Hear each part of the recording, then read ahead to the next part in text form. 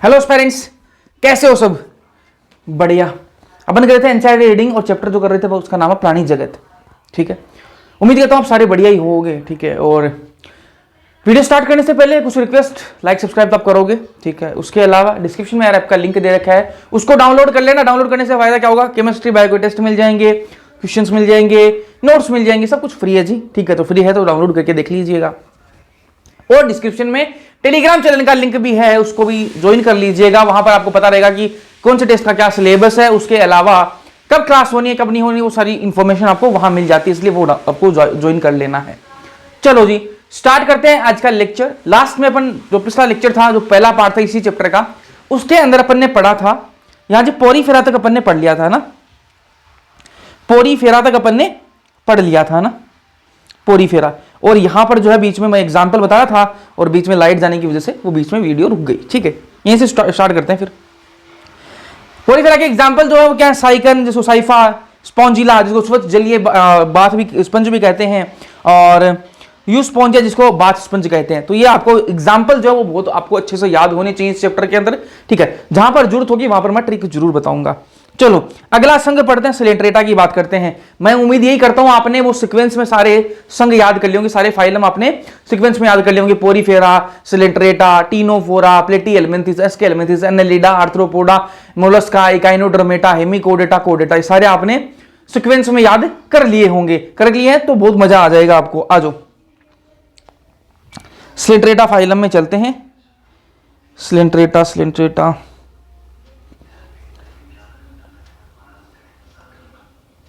चलो आ जाओ। सिलेंट्रेटा का मैंने दूसरा नाम आपको क्या बताया था, निडेरिया बताया था ना। सिलेंट्रेटा को निडेरिया भी कहा जाता है। ठीक है, ये जलीय होते हैं। ठीक है, जलीय होते हैं और अधिकांश इनमें समुद्री होते हैं। ठीक बात है, मैं ये कह रहा हूं कि जो सिलेंट्रेटा जो है इसका दूसरा नाम निडेरिया भी होता है। ठीक है, ये जो सिलेंट्रेटा के जो जीव होते हैं वो जलीय होते हैं, जल में रहने वाले होते हैं, और उनमें भी अधिकांश जो है वो समुद्री होते हैं।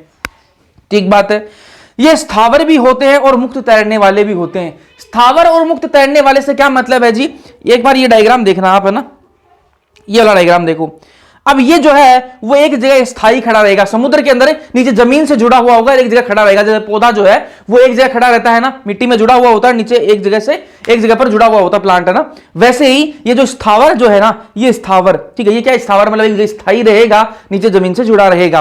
और ये वाला जो है ये पानी में तैरता रहेगा जी। ठीक है, ये जमीन से नहीं जुड़ा हुआ होगा, ये पानी के ऊपर तैरता रहेगा, पानी में तैरता रहेगा। तो दो प्रकार के सिलेंट्रेटा हैं, स्थावर और मुक्त तैरने वाले। एक तो मुक्त तैरने वाले अपने आप तैरते रहेंगे, किसी से जुड़े हुए नहीं रहेंगे, और स्थावर एक जगह स्थायी रहेंगे। ठीक है, इसका नाम निडेरिया क्यों है? निडेरिया क्यों है? क्योंकि इसके अंदर क्या है, नीडोब्लास्ट सेल्स पाई जाती हैं, नीडोसाइट्स पाई जाती हैं। क्या है ये?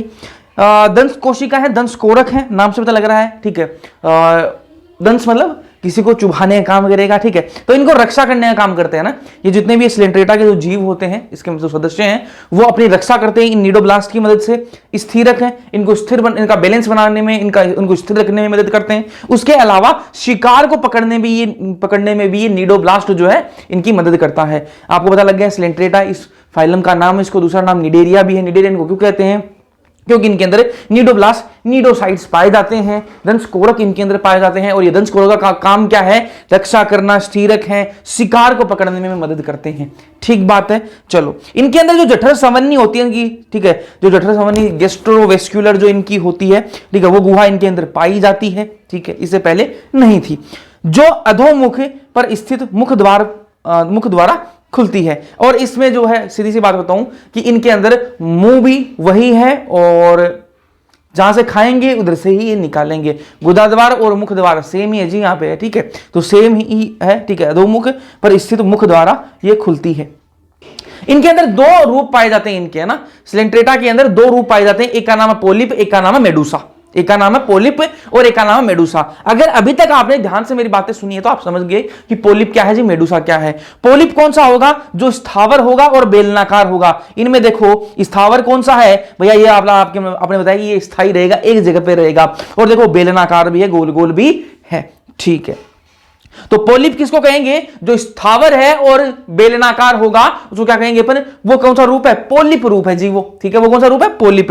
इसके एग्जाम्पल क्या है? हाइड्रा, एडेम्सिया, ये इसके एग्जाम्पल्स हैं, ये आपको ध्यान में रखना है। पोलिप के एग्जाम्पल कौन से हैं? हाइड्रा, एडेम्सिया पोलिप के एग्जाम्पल हैं। दूसरा जो रूप है वो कौन सा है? मेडूसा। पहला रूप मैंने आपको बताया पोलिप। पोलिप के अंदर खास बातें क्या है? पोलिप क्यों कहते हैं उसको? क्योंकि वो कैसा है? वो स्थावर है और वो बेलनाकार है। Example hydra, एडेम्सिया। वही मैं बात करूं मेडूसा, ये दूसरा रूप है इसका। मेडूसा जो है वो कैसा होगा? मुक्त प्लावी होगा। मुक्त मतलब ऐसा तैरता रहेगा, मुक्त मतलब फ्री लिविंग है जी, तैरता रहेगा, ठीक है। नीचे जुड़ा हुआ नहीं रहेगा, अपने आप पानी में तैरता रहेगा, तैरता रहेगा, तैरता रहेगा। और छतरी के आकार का होगा। इसको देखो आप, इसको देखो, ये क्या है? मुक्त प्लावी है, तैरता रहेगा, और देखो छतरी के आकार का है ना, छतरी के आकार का दिख रहा है ना। इसके एग्जाम्पल क्या है? ओरेलिया, जेलीफिश, ठीक है। ओरेलिया इसका एग्जाम्पल है। पोलिप के एग्जाम्पल हाइड्रा, एडेम्सिया। मेडूसा का एग्जाम्पल ओरेलिया, जेलीफिश इसका एग्जाम्पल है। ठीक बात है, चलो। अब एक टर्म आती पीढ़ी एकांतरण। पीढ़ी एकांतरण इंग्लिश में इसको मेटाजेनेसिस कहा जाता है। मतलब क्या है अभी बताऊंगा ना। पीढ़ी एकांतरण इंग्लिश में इसको मेटाजेनेसिस कहते हैं, और इसका एग्जाम्पल है आपका ओबेलिया। ओरेलिया और ओबेलिया में कंफ्यूज मत होना, दोनों अलग अलग है, ठीक। अब ये पीढ़ी एकांतरण होता क्या है? ध्यान से सुना। मैंने आपको दो रूप बताए, एक मैंने आपको बताया पोलिप और दूसरा मैंने आपको बताया मेडूसा, ठीक है। दोनों अलग अलग रूप है, अलग अलग जीवों के अंदर पाए जाते हैं। जैसे हाइड्रा, एडेम्सिया के अंदर पोलिप रूप पाया जाता है और ओरेलिया के अंदर मेडूसा पाया जाता है, ठीक है। लेकिन लेकिन लेकिन एक जीव ऐसा है ओबेलिया, जिसके अंदर पोलिप भी पाया जाता है और मेडूसा भी पाया जाता है। वो अपनी इच्छा से पोलिप रूप भी धारण कर सकता है और वो मेडूसा भी धारण कर सकता है। जैसे आपने इच्छाधारी नागिन सुनते हैं ना, वो नाग भी बन जाता है और उसके बाद में वो इंसान भी बन जाता है, वैसा काम है जी यहाँ पे। वो कैसे बनते हैं वो देखो ध्यान से। पोलिप जो है वो मेडूसा में बदल सकता है और मेडूसा जो है वो पोलिप रूप में आ सकता है। कैसे आएगा? पोलिप जो है वो असेक्सुअली, ठीक है, अलैंगिक रूप से अगर जनन करेगा तो वो मेडूसा बनाएगा, और मेडूसा अगर सेक्सुअली रिप्रोडक्शन करेगा तो वो पोलिप बनाएगा। तो पोलिप जो है वो असेक्सुअली मेडूसा में जा सकता है और मेडूसा सेक्सुअली पोलिप के अंदर आ सकता है। इसको क्या कहते हैं? पीढ़ी एकांतरण कहते हैं। इसी प्रोसेस को क्या कहते हैं? पीढ़ी एकांतरण। एक पीढ़ी से दूसरी पीढ़ी में जा सकते हैं ये। अगर पोलिप जो है वो असेक्सुअल रिप्रोडक्शन करेगा तो वो मेडूसा बन सकता है, और मेडूसा सेक्सुअली करेगा तो वो पोलिप बन सकता है। एग्जाम्पल क्या है इसका? ओबेलिया। ये कंडीशन किसके अंदर पाई जाती है? ओबेलिया के अंदर पाई जाती है। इसको याद रखने की ट्रिक जो अपन यूज कर सकते हैं, एमएसपी, ठीक है। कुछ ही दिनों पहले एक किसान आंदोलन हुआ था, उसमें एमएसपी वर्ड आपने सुना होगा, ठीक है। 2020 से पहले आपको ये क्या, ठीक है, सारे पहले के ही हो भाई, अभी 2020 वाले थोड़ा जन्मे हो सारे। तो एमएसपी ये आप याद रख सकते हो। M for medusa, S for sexually और पी फॉर पोलिप। तो इसे आपको याद रह जाएगा कि मेडूसा जो है वो सेक्सुअली पोलिप के अंदर जाता है। मेडूसा जो है वो सेक्सुअली पोलिप के अंदर जाता है, पोलिप के अंदर जाता है। तो एमएसपी से आपको याद रह जाएगा। एमएसपी से आपको याद रह जाएगा कि मेडूसा जो है वो सेक्सुअली पोलिप के अंदर जाता है। मतलब इसका उल्टा क्या हो जाएगा? पोलिप जो है वो एसेक्सुअली मेडूसा के अंदर रहेगा। बस खत्म हो गया यहाँ पे। ये क्या होती है? आपकी पीढ़ी एकांतरण होती है। जो कोरल्स होती हैं इनके अंदर, जो जिनको परवाल कहते हैं हिंदी में, उनका जो कंकाल है वो किससे बना हुआ होता है? कैल्शियम कार्बोनेट से इनका कंकाल जो है वो बना हुआ होता है, ठीक है। अब इनके एग्जाम्पल्स याद कर लेते हैं। एग्जाम्पल याद रखने के लिए जो ट्रिक अपन या काम में ले सकते हैं वो देखो। एडम एक नाम है किसी का, ठीक है। एडम, जैसे अपन कोई इंग्लिश फिल्म आप देखते हो हॉलीवुड वाली, उनमें ये नाम तो आपको मिल जाएगा, एडम, ठीक है। तो एडम फिजिक्स में जर्मनी का पेन, ठीक है। इससे आप याद रख सकते हो। एडम से एडेम्सिया, फिजिक्स से फाइसेलिया, में से मेंड्रीना, जर्मनी से गोर्गोनिया और पेन से पेनेटुला। ऐसे इसके एग्जाम्पल आप याद रख सकते हो। अगर आपके पास कोई दूसरी ट्रिक है तो उससे भी याद रख सकते हो। इसको एक बार एनसाइड से रीड कर लेते हैं। सिलेंट्रेटा का नाम नाइडेरिया यहाँ पर हिंदी में वो ट्रांसलेशन में नाइडेरिया कर दिया इसको, ठीक है। ये जलीय अधिकांशतः समुद्री होते हैं, ठीक है। स्थावर अथवा मुक्त तैरने वाले हो सकते हैं, ये मैंने आपको बता दिया। नाइडेरिया नामक नाम इनकी दंश कोशिका नाइडोब्लास्ट के कारण, जो नाइडोब्लास्ट सेल्स हैं उनके कारण इनका नाम बना है। यह कोशिकाएं स्पर्शकों तथा शरीर में अन्य स्थानों पर पाई जाती हैं। जो इनके स्पर्शक हैं और शरीर में जो अन्य स्थान वहां पर ये कोशिका पाई जाती हैं। दंश कोरक नाइडोब्लास्ट जो है वो स्थिरक होते हैं, रक्षा करने में, शिकार को पकड़ने में सहायता करते हैं, ठीक है। ये मैंने आपको बता ही दिया। नाइडेरिया में उत्तक स्तर संगठन होता है। ये तो अपन कल वाले लेक्चर में बात कर चुके हैं। उत्तक स्तर संगठन किसके अंदर होता है? अंग स्तर किसके अंदर होता है? कोशिका केंद्र किसके अंदर होता है? अंग तंत्र वाला किसके अंदर होता है? तो इसकी तो कोई बात ही नहीं है। और ये द्विकोशिकी होते हैं। एक मिनट, द्विकोशिकी नहीं है, द्विकोरक है यार ये। एक मिनट दीजिए, एक मिनट। द्विकोरकी, द्विकोरिक है भाई, यहाँ पर थोड़ी सी एनसीईआरटी में गड़बड़ है ना, तो यहाँ पर द्विकोरिक कर लेना, ठीक है। इन प्राणियों में केंद्रीय जठर संवहनी जो आपका गैस्ट्रोवेस्कुलर होती है, उसके वो गुहा इसके अंदर पाई जाती है और अधोमुख पर स्थित मुख द्वारा खुलती है। तो एक ही होता है मुख और निकालने वाला सिस्टम एक ही है। इनमें अंतःकोशिकी एवं अंतरकोशिक दोनों प्रकार का है। एक मिनट, जो इनमें इनका जो पाचन है वो अंतःकोशिक और बाह्य कोशिक, अंतःकोशिक एवं अंतरकोशिक का मतलब क्या है, बाह्य कोशिक, ठीक है। ये मैंने आपको बताया था, 1 मिनट में आपको एनसीईआरटी में ऊपर लेके चलता हूं थोड़ा सा। पाचन, ये देखो पाचन, अंतःकोशिक और बाह्य कोशिक किसके अंदर बताया था मैंने आपको, सिलेंट्रेटा के अंदर बताया था ना, पहले मैं आपको करवा चुका हूं सारी चीजें। फिर क्या, जैसे परवाल कोरल में कैल्शियम कार्बोनेट से बना कंकाल पाया जाता है, ये मैंने अभी आपको बता दिया कि कोरल में क्या है, आपका जो परवाल है उसके अंदर कैल्शियम कार्बोनेट से बना हुआ कंकाल पाया जाता है, ठीक है। आगे बढ़ते हैं। इनका शरीर में 2 आकारों में हो सकता है, पोलिप और मेडुसा से बना हुआ हो सकता है। पोलिप स्थावर होता है, बेलाकार होता है, बता दिया मैंने आपको। इसका एग्जांपल है हाइड्रा और एडेम्सिया, ठीक है। फिर अगला है मेडुसा छतरी के आकार का होता है और मुक्त पलावी होता है, जैसे एग्जांपल है इसका ओरेलिया जेलीफिश, ठीक है। फिर नाइडेरिया जिनमें दोनों पोलिप और मेडुसा दोनों रूप पाए जाते हैं, ठीक है। वो क्या है, इसका एग्जांपल क्या है, ओबेलिया। ओरेलिया और ओबेलिया में फर्क करना, ठीक है। उनको क्या कहते हैं, उनमें पीढ़ी एकांतरण देखने के लिए मिलती है, मेटाजेनेसिस अपन को देखने के लिए मिलती है। जैसे ओबेलिया में पोलिप अलैंगिक जनन के द्वारा मेडुसा उत्पन्न करता है। पोलिप अगर सेक्सुअल रिप्रोडक्शन करेगा, अलैंगिक जनन करेगा, तो वो मेडुसा बनाएगा, और मेडुसा अगर लैंगिक जनन करेगा तो वो पोलिप बनाएगा, तथा मेडुसा लैंगिक जनन के द्वारा पोलिप उत्पन्न करता है। उदाहरण की बात करें तो इनका एग्जांपल मैंने बता दिया, फाइसेलिया, एडेम्सिया, पेनेटुला, गोर्गोनिया और मेंड्रीना, ये मैंने आपको एग्जांपल इसके बताई दिया। अगला फाइलम देखते हैं, जो अगला फाइलम है टीनोफोरा। ध्यान से देखना भाई, समुद्री अखरोट, ठीक है, इनको कहा जाता है समुद्री अखरोट या फिर कंकाल जेली भी इनको कहते हैं, ठीक है। शरीर में इनके 8 बाह्य पक्षमावी कंकाल पट्टिका होती हैं। इनका जो शरीर है उसमें बाहर की तरफ 8 क्या होते हैं, पक्षमावी कंकाल पट्टिका होती हैं 8, ठीक है, जो चलन में सहायता करती हैं। और वो क्या हेल्प करती हैं, चलने में हेल्प करती हैं। इनका जो शरीर है उसके बाहर की तरफ आपको 8 जो है पक्षमावी कंकाल पट्टिका देखने के लिए मिलेंगी, और वो उनका काम क्या है, वो चलने में मदद करती हैं। इनमें जीव संधिपति पाई जाती है, बायोल्यूमिनेसेंस पाया जाता है। भैया जीव संधिपति क्या होती है, जीव संधिपति उनको कहते हैं, ये वो प्रॉपर्टी है, ये वो गुण है जिससे जो जीव है वो आपको चमकता हुआ दिखाई देता है, ऐसा लगता है कि उसके अंदर लाइटिंग हो रही है, ठीक है। तो प्राणी के द्वारा प्रकाश उत्सर्जन करना, ठीक है, इसका मतलब क्या होता है, प्राणी के द्वारा प्रकाश उत्सर्जन करना, मतलब वो चमकता हुआ दिखाई देता है वो जीव। सेक्सेस नॉट सेपरेट, इनके अंदर जो सेक्स है, लिंग जो है वो सेपरेट नहीं होता, पृथक नहीं होता है, मतलब मेल फीमेल एक के अंदर ही होगा सारा सिस्टम, मेल फीमेल अलग अलग नहीं होगा, ठीक है। जनन केवल लैंगिक होता है, इनके अंदर जनन जो होगा वो केवल लैंगिक होगा, ठीक है। ये वाली बात आपको ध्यान में रखनी है। एग्जांपल के लिए कैसे याद रख सकते हो, टीनोफोरा तो भैया फाइलम का नाम है, बस इसी से आप इसके एग्जांपल भी याद रख सकते हो। टीनो से टीनोप्लाना और फोरा से प्लूरोब्रेकिया, बस हो गया याद। चलो आगे बढ़ते हैं, इसकी रीडिंग मार लेते हैं एक बार। टीनोफोर कंकतधर को सामान्यतः समुद्री अखरोट कंकाल जेली, ये मैंने आपको बता ही दिया। ये समुद्रवासी अरीय समिति वाले होते हैं, ये अरीय समिति है तो मैंने आपको पहले वाले लेक्चर में बता चुका हूं। द्विकोरिक जीव होते हैं तथा इनमें उत्तक श्रेणी का शरीर संगठन, ये तो बता दिया अपन ने। शरीर में 8 बाह्य पक्षमावी कंकाल पट्टिका होती हैं जो चलने में सहायता करती हैं, ठीक बात है। आगे देखो, पाचन अंतःकोशिक होता है, ये मैं अपन पहले बात कर रहे हैं। अंतराकोशिक दोनों प्रकार का इनमें पाचन होता है, अंतःकोशिक और अंतराकोशिक, ये मैं आपको पहले ही बता चुका हूं पहले वाले लेक्चर के अंदर, अगर आपने देखा होगा तो आपको पता भी है, ठीक है। जो कॉमन बातें थी वो अपन पहले लेक्चर में कर चुके हैं ऑलरेडी, इन जितने भी फाइलम है इनकी कॉमन बातें तो अपन पहले लेक्चर में कर चुके हैं जी। जीव संधिपति, ठीक है, संधिपति ये क्या है जी, प्राणी के द्वारा प्रकाश उत्सर्जन करना, ये मैंने आपको बता दी कि प्राणी जो है जीव जो वो चमकता हुआ दिखाई देता है। टीनोफोर की मुख्य विशेषता है क्या, जीव संधिपति, ये आपको ध्यान रखनी, सिर्फ इसी के अंदर आपको देखने के लिए मिलेगी। नर एवं मादा अलग नहीं होते, बता दिया मैंने, सेक्स नॉट सेपरेट। जनन केवल लैंगिक होता है, बता चुका हूं। निषेचन बाह्य होता है, ये वाली बात मैं आपको पहले ही बता चुका हूं, कॉमन बातें ऑलरेडी कर चुके हैं जी अपन। अप्रत्यक्ष परिवर्धन होता है, जो आपका डेवलपमेंट होता है वो कैसा होता है, इनमें इनडायरेक्ट डेवलपमेंट होता है, अप्रत्यक्ष होता है। और अप्रत्यक्ष का मतलब क्या होता है, इंग्लिश में इनडायरेक्ट कहते हैं इसको ना।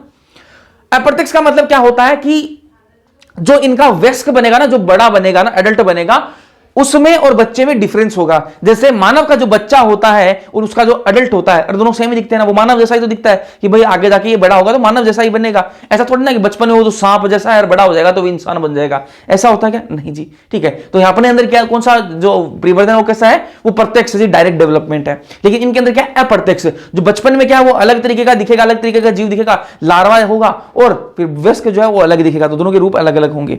जिसमें लार्वा अवस्था नहीं होती, यहां पर ये भाई काट देना लार्वा अवस्था वाला, आप याद मत रखना कि मैं यहां लिखा कि नहीं होती, लेकिन होती है इसके अंदर लार्वा अवस्था ना, तो ये वाली काट देना, ठीक लाइन। उदाहरण की बात करें तो प्लूरोब्रैकिया और टिनोप्लाना मैंने आपको बता ही दिए। आगे बढ़ते हैं, प्लेटिहेलमिन्थिस की बात करते हैं, ठीक है। अगला फाइलम प्लेटिहेलमिन्थिस, ठीक है। तो मैंने आपको जो इनकी कॉमन बातें वो ऑलरेडी बता दी है, बस अपन को मेन बातें करनी है, इसीलिए मैंने उस लेक्चर में टाइम लगाया था। प्राणी पृष्ठाधार की बात, इनकी जो प्लेटिहेलमिन्थिस जो है, इनका जो पृष्ठ और अधर, ठीक है, पृष्ठ मतलब डोर्सल और जो वेंट्रल साइड है वो कैसी है? चपटे होते हैं, ठीक है। आगे वाली साइड और पीछे वाली साइड, पृष्ठ मतलब डोर्सल साइड और अधर मतलब वेंट्रल साइड, दोनों क्या है? इसकी चपटी है जी, फ्लैट है, आगे से भी फ्लैट और पीछे से भी चपटे हैं। इसलिए इनको क्या कह देंगे अपन? चपटे कर्मी कह देंगे। जो प्लेटिहेलमिन्थिस के जो सदस्य हैं, प्लेटिहेलमिन्थिस जो आपका संघ है, जो फाइलम है, इसके अंदर आने वाले जो जीव हैं वो अधर भाग में भी चपटे होंगे और वो पृष्ठ भाग में भी क्या होंगे? चपटे होंगे। इसलिए क्या कह देंगे? इनको चपटे कर्मी कह देंगे। क्या कह देंगे? चपटे कर्मी, ठीक है। अधिकांश ये परजीवी होते हैं। जो आपकी प्लेटिहेलमिन्थिस वो कैसे होते हैं? अधिकांश परजीवी होते हैं। परजीवी का मतलब क्या है? पैरासाइट। पैरासाइट क्या होते हैं? परजीवी क्या होते हैं? जो दूसरे जीवों पर रहते हों, जो दूसरे जीवों के ऊपर या उनके अंदर रहते हो, उनको परजीवी कहा जाता है। जैसे मेरे अंदर कोई जीवाणु रह रहा है तो वो क्या है? परजीवी है। वो जीवाणु किसी दूसरे जीव के ऊपर रह रहा है ना, तो वो परजीवी होता है, ठीक है। तो अधिकांश परजीवी होते हैं, अन्य प्राणियों के ऊपर ये पाए जाते हैं। परजीवी प्राणी में अंकुश तथा चूषक पाए जाते हैं, ठीक है। जो परजीवी प्राणी है, इनके प्लेटिहेलमिन्थिस के जो जीव हैं उनमें अंकुश और चूषक पाए जाते हैं। अंकुश और चूषक का काम क्या है? अंकुश क्या करेगा? अपने शरीर के अंदर कोई जीव गया मान लो, और वो क्या करेगा? एलिमेंट्री कैनाल जो अपनी आहार नाल है उसको क्या है? उसको टाइटली पकड़ने के लिए ना, कि भाई यहां मेरे को रुकना है, तो यहां पर क्या है? रुक जाएगा, इसे पकड़ लेगा, ठीक है। पकड़ने के बाद में इसको अपना खाना भी चूसना है, तो चूषक से क्या करेगा? खाना चूसता रहेगा, ठीक है। हुक, अंकुश क्या कहता है? इंग्लिश में कहते हैं हुक कहते हैं। हुक से क्या करेगा? इसे पकड़ लेगा अंदर, है ना, पकड़ लेगा। एक जगह खड़ा भी तो रहना है इसको, तो यहां से पकड़ लेगा, है ना, और फिर खाना चूसना, तो चूसक से खाना चूसता रहेगा। तो इनके अंदर अंकुश और चूसक पाए जाते हैं, ध्यान में रखना आपको। सेक्सेस इनके अंदर सेपरेट नहीं होते, मेल फीमेल अलग अलग नहीं होते, एक ही है जी मेल फीमेल, ठीक है। पुनरुद्भवन की क्षमता इनके अंदर पाई जाती है। पुनरुद्भवन क्या है? Regeneration capacity. मान लो ये जीव है जी, ये जीव है, इसको यहां से काट दो, यहां से काट दो, तो ये एक अलग जीव बन जाएगा, एक अलग जीव बन जाएगा, एक अलग जीव बन जाएगा। तो इनके अंदर रीजनरेशन की कैपेसिटी पाई जाती है। और एग्जांपल आप सबको पता है क्या है इसका एग्जांपल? रीजनरेशन किसके अंदर पाया जाता है? पुनरुद्भवन किसके अंदर पाया जाता है? भैया इसका तो एक एग्जांपल हमें याद है, बचपन से पढ़ते आ रहे हैं, प्लेनेरिया इसका एग्जांपल है, ठीक है। तो प्लेनेरिया के अंदर आपको पुनरुद्भवन देखने के लिए मिलेगा। इनके अंदर ज्वाला कोशिकाएं पाई जाती हैं, और ज्वाला कोशिकाओं का काम क्या है? उत्सर्जन करवाना और प्राशरण नियंत्रण करना, है ना। इनकी जो ओस्मोसिस है, इनकी जो ऑस्मोटिक कंसंट्रेशन है उसको बनाए रखना, जिसको हिंदी में प्राशरण नियंत्रण कहते हैं, उसको मेंटेन करने का काम है, ठीक है। कि भाई ज्यादा पानी हो जाएगा या फिर ज्यादा हमारे शरीर के अंदर है जी, ठीक है। मान लो कोई भी प्लेटिहेलमिन्थिस जो है, प्लेटिहेलमिन्थिस का कोई भी जीव जो है हमारे शरीर के अंदर चला गया, हमारे शरीर के अंदर जाएगा, तो हमारे शरीर के अंदर अलग सांद्रता है, उसको अलग सांद्रता चाहिए, ठीक है। अगर ज्यादा सांद्रता अगर उसकी मेंटेन नहीं रहेगी, उसका कंसंट्रेशन मेंटेन नहीं रहेगा, तो वो फट जाएगा या फिर सिकुड़ जाएगा। इसलिए उसको मेंटेन करने का काम किसका है जी? इसका ज्वाला कोशिकाओं का काम है, ठीक है। और उत्सर्जन का, जो वेस्ट मटेरियल होगा उसको बाहर निकालने का भी काम यही ज्वाला कोशिकाएं करती हैं, ठीक है। निषेचन इनमें कैसा होगा? बता चुका हूं ऑलरेडी, लेकिन फिर भी बता रहा हूं, आंतरिक होता है इनके। निषेचन कैसा होता है? आंतरिक होता है इनके अंदर, है ना। आंतरिक का मतलब क्या है? बॉडी के अंदर निषेचन होगा, है ना, कि एक पार्टनर जो है वो अपना युग्मक जो है वो दूसरे पार्टनर की बॉडी में डाल देगा, और फिर उसकी बॉडी के अंदर क्या होगा? निषेचन होगा। बाह्य निषेचन का मतलब क्या है? कि दोनों पार्टनर जो है वो अपना युग्मक बाहर छोड़ देंगे, और बाहर कहीं पानी में निषेचन हो रहा है। और आंतरिक का मतलब बॉडी के शरीर के अंदर निषेचन हो रहा है। तो इनके अंदर निषेचन कैसा है? आंतरिक निषेचन है। परिवर्धन कैसा होगा? बहुत सी लार्वा अवस्थाएं पाई जाती हैं। परिवर्धन इनके अंदर अप्रत्यक्ष होगा, इनडायरेक्ट होगा, और इनके अंदर लार्वा अवस्थाएं भी बहुत सारी पाई जाएंगी। ऐसा नहीं होगा कि एक मतलब जो बड़ा हो रहा है, जब तक इनका बच्चा जो है जब तक बड़ा होगा, बहुत सारे अलग अलग रूप दिखाएगा, अलग अलग लार्वा अवस्थाएं दिखाएगा, ठीक है। एग्जाम्पल आपको याद रखने के लिए क्या ट्रिक है? टीना का प्लेन फेस, ठीक है। टीना जो है उसका फेस कैसा, प्लेन है, ठीक है।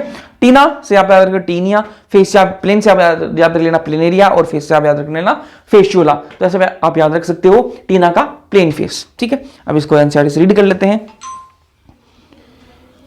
प्लेटिहेल्मिन्थेस चपटे कर्मी भी कहते हैं, बता दिया मैंने आपको क्यों कहते हैं ना। इस संघ के प्राणी पृष्ठाधार, पृष्ठ और अधर में अधर रूप से चपटे होते हैं, इसलिए इन्हें सामान्यतः क्या कहते हैं, चपटे कर्मी कहा जाता है, बता चुका हूं। इस समूह के अधिकांश प्राणी मनुष्य तथा अन्य प्राणियों में अंतः परजीवी के रूप में पाए जाते हैं। अंतः परजीवी मतलब शरीर के अंदर परजीवी के रूप में पाए जाते हैं। हमारे मनुष्य के अंदर भी बहुत सारे चपटे कर्मी जो है वो हमारे अंदर रहते हैं, ठीक है। तो कोई दूसरा जीव एक जीव किसी दूसरे जीव पर रहे उसको परजीवी कहते हैं। तो ये जो है मनुष्य के अंदर कोई दूसरे जो प्राणी उनके अंदर, अंतः परजीवी मतलब अंदर रहेंगे, ऊपर रहेंगे उसको बाह्य परजीवी, अंदर रहेगा अंतः परजीवी, ठीक है। चपटे कर्मी द्विपार्श्व समिति के होते हैं, मैं पहले लेक्चर में बता चुका हूं। त्रिकोण की होते हैं, अपरगुही होते हैं, मैं आपको बता चुका हूं।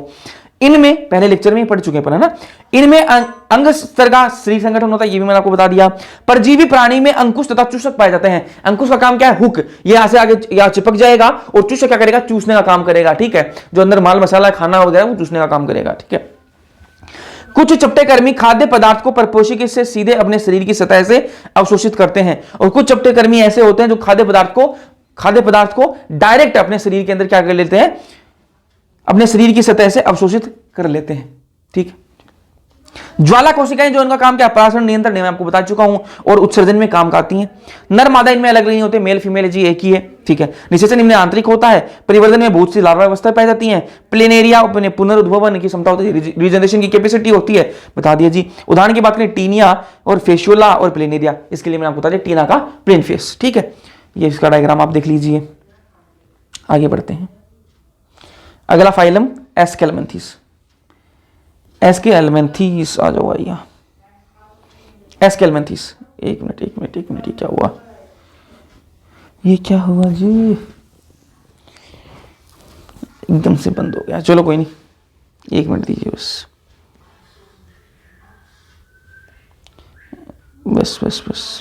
एस्केलमेंथीस की बात करते हैं ना। एस्केलमेंथीस को क्या कहते हैं, गोलकर्मी कहते हैं ना, क्या कहते हैं, गोलकर्मी। जैसे प्लेटिहेल्मिन्थेस को चपटेकर्मी कहा, वैसे ही एस्केलमेंथीस को बोलते हैं गोलकर्मी कहा जाता है। गोलकर्मी क्यों कहते हैं, क्योंकि इनका अनुप्रस्थ जो काट है ना, इनका जो अनुप्रस्थ काट जो है वो कैसा है, गोल है। अरे गोल इसके लिए गोलकर्मी कह दिया, वो चपटे हैं तो इसलिए क्या कह दिया, इनको चपटेकर्मी कह दिया। ये मुक्त जीवी होते हैं, फ्री लिविंग होते हैं, परजीवी नहीं होते, मुक्त जीवी होते हैं ना। ये मुक्त जीवी भी होते हैं, और कुछ इनमें जो एस्केलमेंथीस के कुछ जीव जो है वो मुक्त जीवी होंगे, वो अपना अलग रहेंगे, किसी पर डिपेंडेंट नहीं होंगे। जैसे चपटेकर्मी थे वो सारे क्या थे, परजीवी थे, किसी दूसरे जीव के शरीर के में अंदर रहेंगे ना। ये जो मुक्त जीवी हैं जो अपने अकेले पड़े हैं, कुछ इनमें जलीय हैं, कुछ इनमें स्थलीय हैं, स्थल पर रहेंगे, कुछ जल के अंदर रहेंगे, और कुछ पौधे तथा प्राणियों में परजीवी भी होते हैं। तो सारे प्रकार के जीव आपको इसके अंदर मिलेंगे, ठीक है। एस्केलमेंथीस के अंदर आपको हर प्रकार का मिल जाएगा। कुछ मुक्त जीव भी है, कुछ जलीय भी है, कुछ स्थलीय भी है, कुछ पौधे और प्राणियों में परजीवी के रूप में भी रहते हैं। सुपरिवर्धित इनमें पेशीय ग्रसनी पाई जाती है। ग्रसनी किसको कहते हैं, आपका जो फेरिंग्स को, ठीक है, क्या कहते हैं, फेरिंग्स को, ठीक है, क्या कहते हैं, ग्रसनी कहते हैं ना। तो इनके अंदर सुपरिवर्धित मतलब वेल डेवलप्ड इनके अंदर पेशीय मस्कुलर ग्रसनी, मस्कुलर फेरिंग्स इनके अंदर पाया जाता है।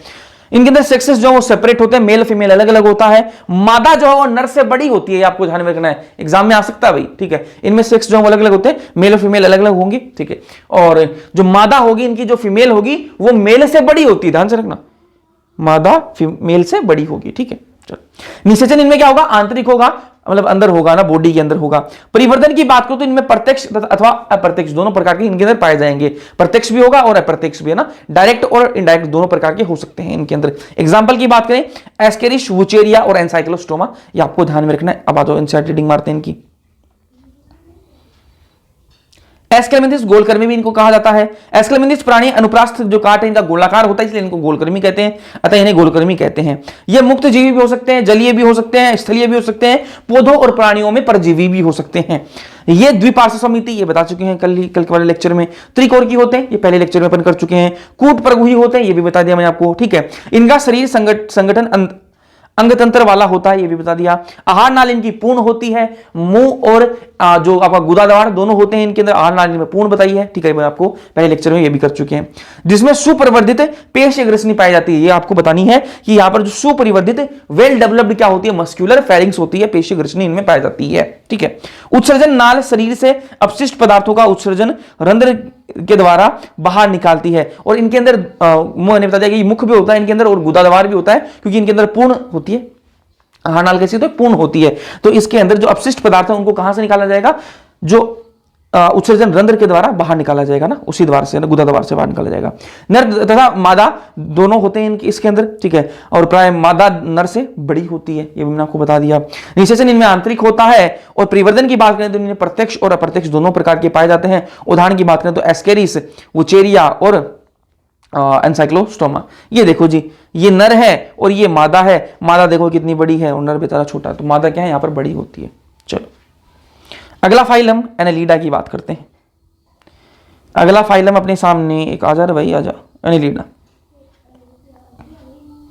एनेलिडा, एनेलिडा नाम कैसे पड़ा इसका, एनेलिडा नाम कैसे पड़ा, एनेलिडा एक वर्ड है, एनेलस, ठीक है, एनेलस एक शब्द है, और एनेलस शब्द से ही एनेलिडा फाइलम का नाम पड़ा है। संघ का नाम क्या है, एनेलिडा, और एक शब्द है एनेलस। एनेलस का मतलब होता है लिटिल रिंग्स, छोटी छोटी रिंग्स, छोटे छोटे वलय, सूक्ष्म वलय, ठीक है, सूक्ष्म वलय इंग्लिश में लिटिल रिंग्स कहा जाता है, और इसी एनेलस से एनेलिडा शब्द बना है। लिटिल रिंग्स का मतलब क्या है, ऐसे, कलर में थोड़ा सा दूसरा लेता हूं ताकि मिक्स मैच ना हो। ये देखो इस प्रकार से, इस प्रकार से, इस प्रकार से सूक्ष्म वलय देखने के लिए मिलेंगे, इसलिए कहा गया एनेलस कहा गया इसको, ना, एनेलिडा के अंदर, है ना। ये जलीय भी हो सकते हैं, जल के अंदर लवणीय भी हो सकते हैं और अलवणीय भी हो सकते हैं, अथवा स्थलीय भी हो सकते हैं। स्वतंत्र जीव वाले भी हो सकते हैं, अपने अकेले रहने वाले भी हो सकते हैं, और कभी कभी कुछ इनमें परजीवी भी हो सकते हैं। वापस सुनो ध्यान से, जलीय भी हो सकते हैं, जल में भी, लवणीय भी हो सकते हैं, अलवणीय भी हो सकते हैं, स्थलीय भी हो सकते हैं, स्वतंत्र जीव वाले भी हो सकते हैं, अपने अकेले रहना पसंद भी कर सकते हैं, और कुछ इनमें परजीवी भी हो सकते हैं। विखंडित होते हैं, कैसे होते हैं, विखंडित होते हैं, और विखंडन अपन ने पहले वाले लेक्चर में पढ़ा भी था ना। विखंडन का मतलब क्या है, बाहर की तरफ भी क्या हो, खंड बने हुए हो, और अंदर की तरफ भी खंड बने हुए हो। बाहर की तरफ भी खंड, देखो बाहर की तरफ भी खंड बने हुए हैं और अंदर की तरफ भी खंड बने हुए हैं, इसको कहते हैं विखंडन। तो इसके अंदर देखने के लिए मिलता है, एनेलिडा के अंदर विखंडन अपन को देखने के लिए मिलता है। इसका एग्जांपल मैं लिखवाया था ना। चलो,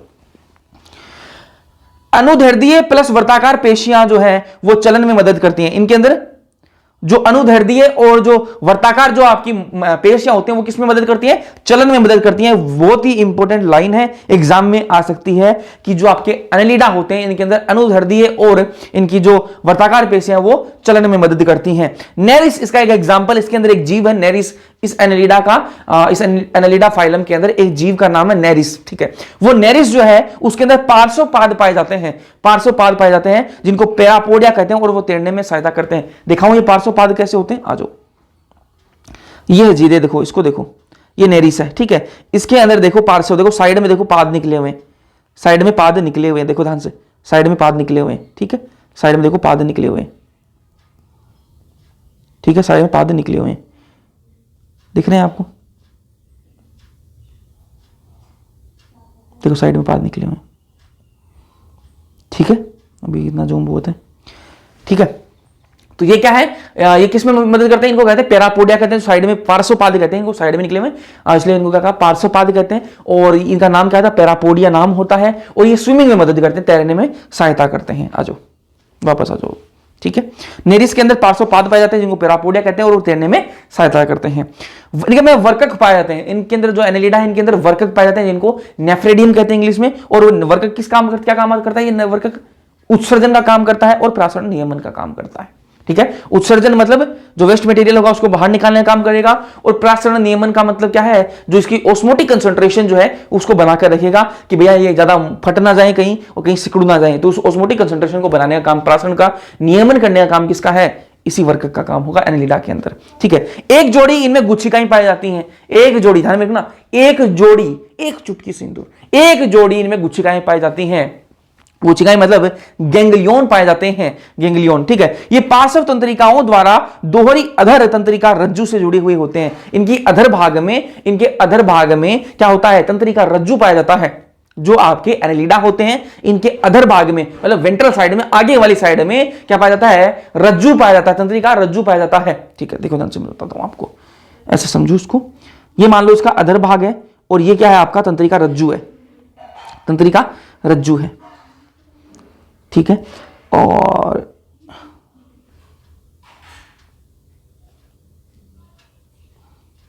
ठीक है, बीच में जो है वो क्या है? तंत्रिका रज्जु है। और साइड में और जो साइड में आपको ये जो ब्लू ब्लू दिख रही है आपको, ये जो ब्लू है ये क्या है? पार्श्व तंत्रिकाएं हैं, पार्श्व तंत्रिकाएं हैं। और ये पार्श्व तंत्रिकाएं किससे जुड़ी हुई है? इस रज्जु से जुड़ी हुई, तंत्रिका रज्जु से जुड़ी हुई है। ये जो पार्श्व तंत्रिकाएं हैं इन्हें क्या कहेंगे अपन? एक जोड़ी गुच्छिकाएं गैंग्लियन कहेंगे, है ना। देखो इसी को नहीं, एक मिनट, यहां पे मैं एक और स्ट्रक्चर बना देता हूं। चलो,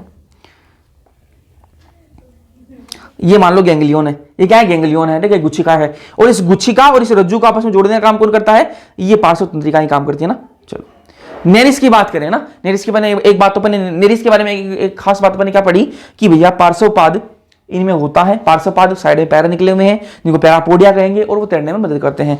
नेरिस के बारे में और कुछ खास बातें हैं, ये जलीय एनेलिडा है। ठीक है, एनेलिडा तो है लेकिन ये जल में रहने वाला एनेलिडा है और इनके अंदर सेक्स जो सेपरेट होते हैं। एंड नेरिस के अंदर सेक्स जो सेपरेट होते हैं, मेल अलग होगा, फीमेल अलग होगी नेरिस के अंदर। केंचुए और जोंक की बात करें, केंचुए की बात करी थी, केंचुए को हिंदी में क्या करते हैं? इंग्लिश में क्या कहते हैं? अर्थवर्म कहते हैं, जोंक लीच। ठीक है, तो ये क्या करते हैं? लीच, जोंक लीच। ठीक है, तो केंचुए और जोंक इनमें सेक्स सेपरेट नहीं होते, पहले कल वाले लेक्चर में बता चुका हूं। देखो मैं आपको दिखाऊंगा, दिखा देता हूं। चलो मैं आपको दिखाता हूं। ये देखो अर्थवर्म और लीच दिखाया था मैंने आपको ना, उभयलिंगी होते हैं, सेक्स इनमें सेपरेट नहीं होते, जबकि नेरिस के अंदर सेक्स सेपरेट होते हैं। ठीक है, अब आ जाओ एग्जांपल करते हैं इनकी। एग्जांपल याद रखने के लिए ट्रिक जो है वो क्या है? Anyone have new pen. ठीक है, इन्हीं से आप एनेलिडा याद रखोगे, पता लगेगा कि एनेलिडा के एग्जांपल हैं। हैव से ह्यूडिनेरिया, न्यू से नेरिस और पेन से पैराथीमा। पैराथीमा अर्थवर्म का नाम है। ठीक है, आ जाओ अब इंसाइड करते हैं इसकी। ये प्राणी जलीय भी हो सकते हैं, लवणीय अलवण जल दोनों में रह सकते हैं, बता दिया मैंने आपको। स्थलीय भी हो सकते हैं, स्वतंत्र जीव वाले भी हो सकते हैं, और कभी कभी ये परजीवी भी हो सकते हैं। ये अंगतंत्र इस तरह का होते हैं, ये पहले अपन बात कर चुके हैं। द्विपार्श्व समिति वाले होते हैं, त्रिकोणकी होते हैं, ये अपन पहले बात कर चुके हैं। ठीक है, विखंडित खंडित होते हैं इनके अंदर। ठीक है, ये मैं आपको बता दें, इनमें अलग अलग खंड बने हुए हैं, ये अपन बात कर चुके हैं। उसके बाद इनके शरीर सतह स्पष्ट है, खंड अथवा विखंडों में बटा हुआ होता है। ये अपन अलग अलग खंडों में बटा हुआ है। इसमें देखो अलग अलग खंड बने हुए हैं, देखो इस डायग्राम के अंदर, इस डायग्राम के अंदर आप देखो अलग अलग खंड बने हुए हैं। ठीक है, तो ये अपन बात कर ही चुके हैं। एनालस अर्थात सूक्ष्म वलय, ये मैं आपको बता दिया, इसलिए इस संघ को एनेलिडा कहते हैं। एनालस का मतलब क्या है?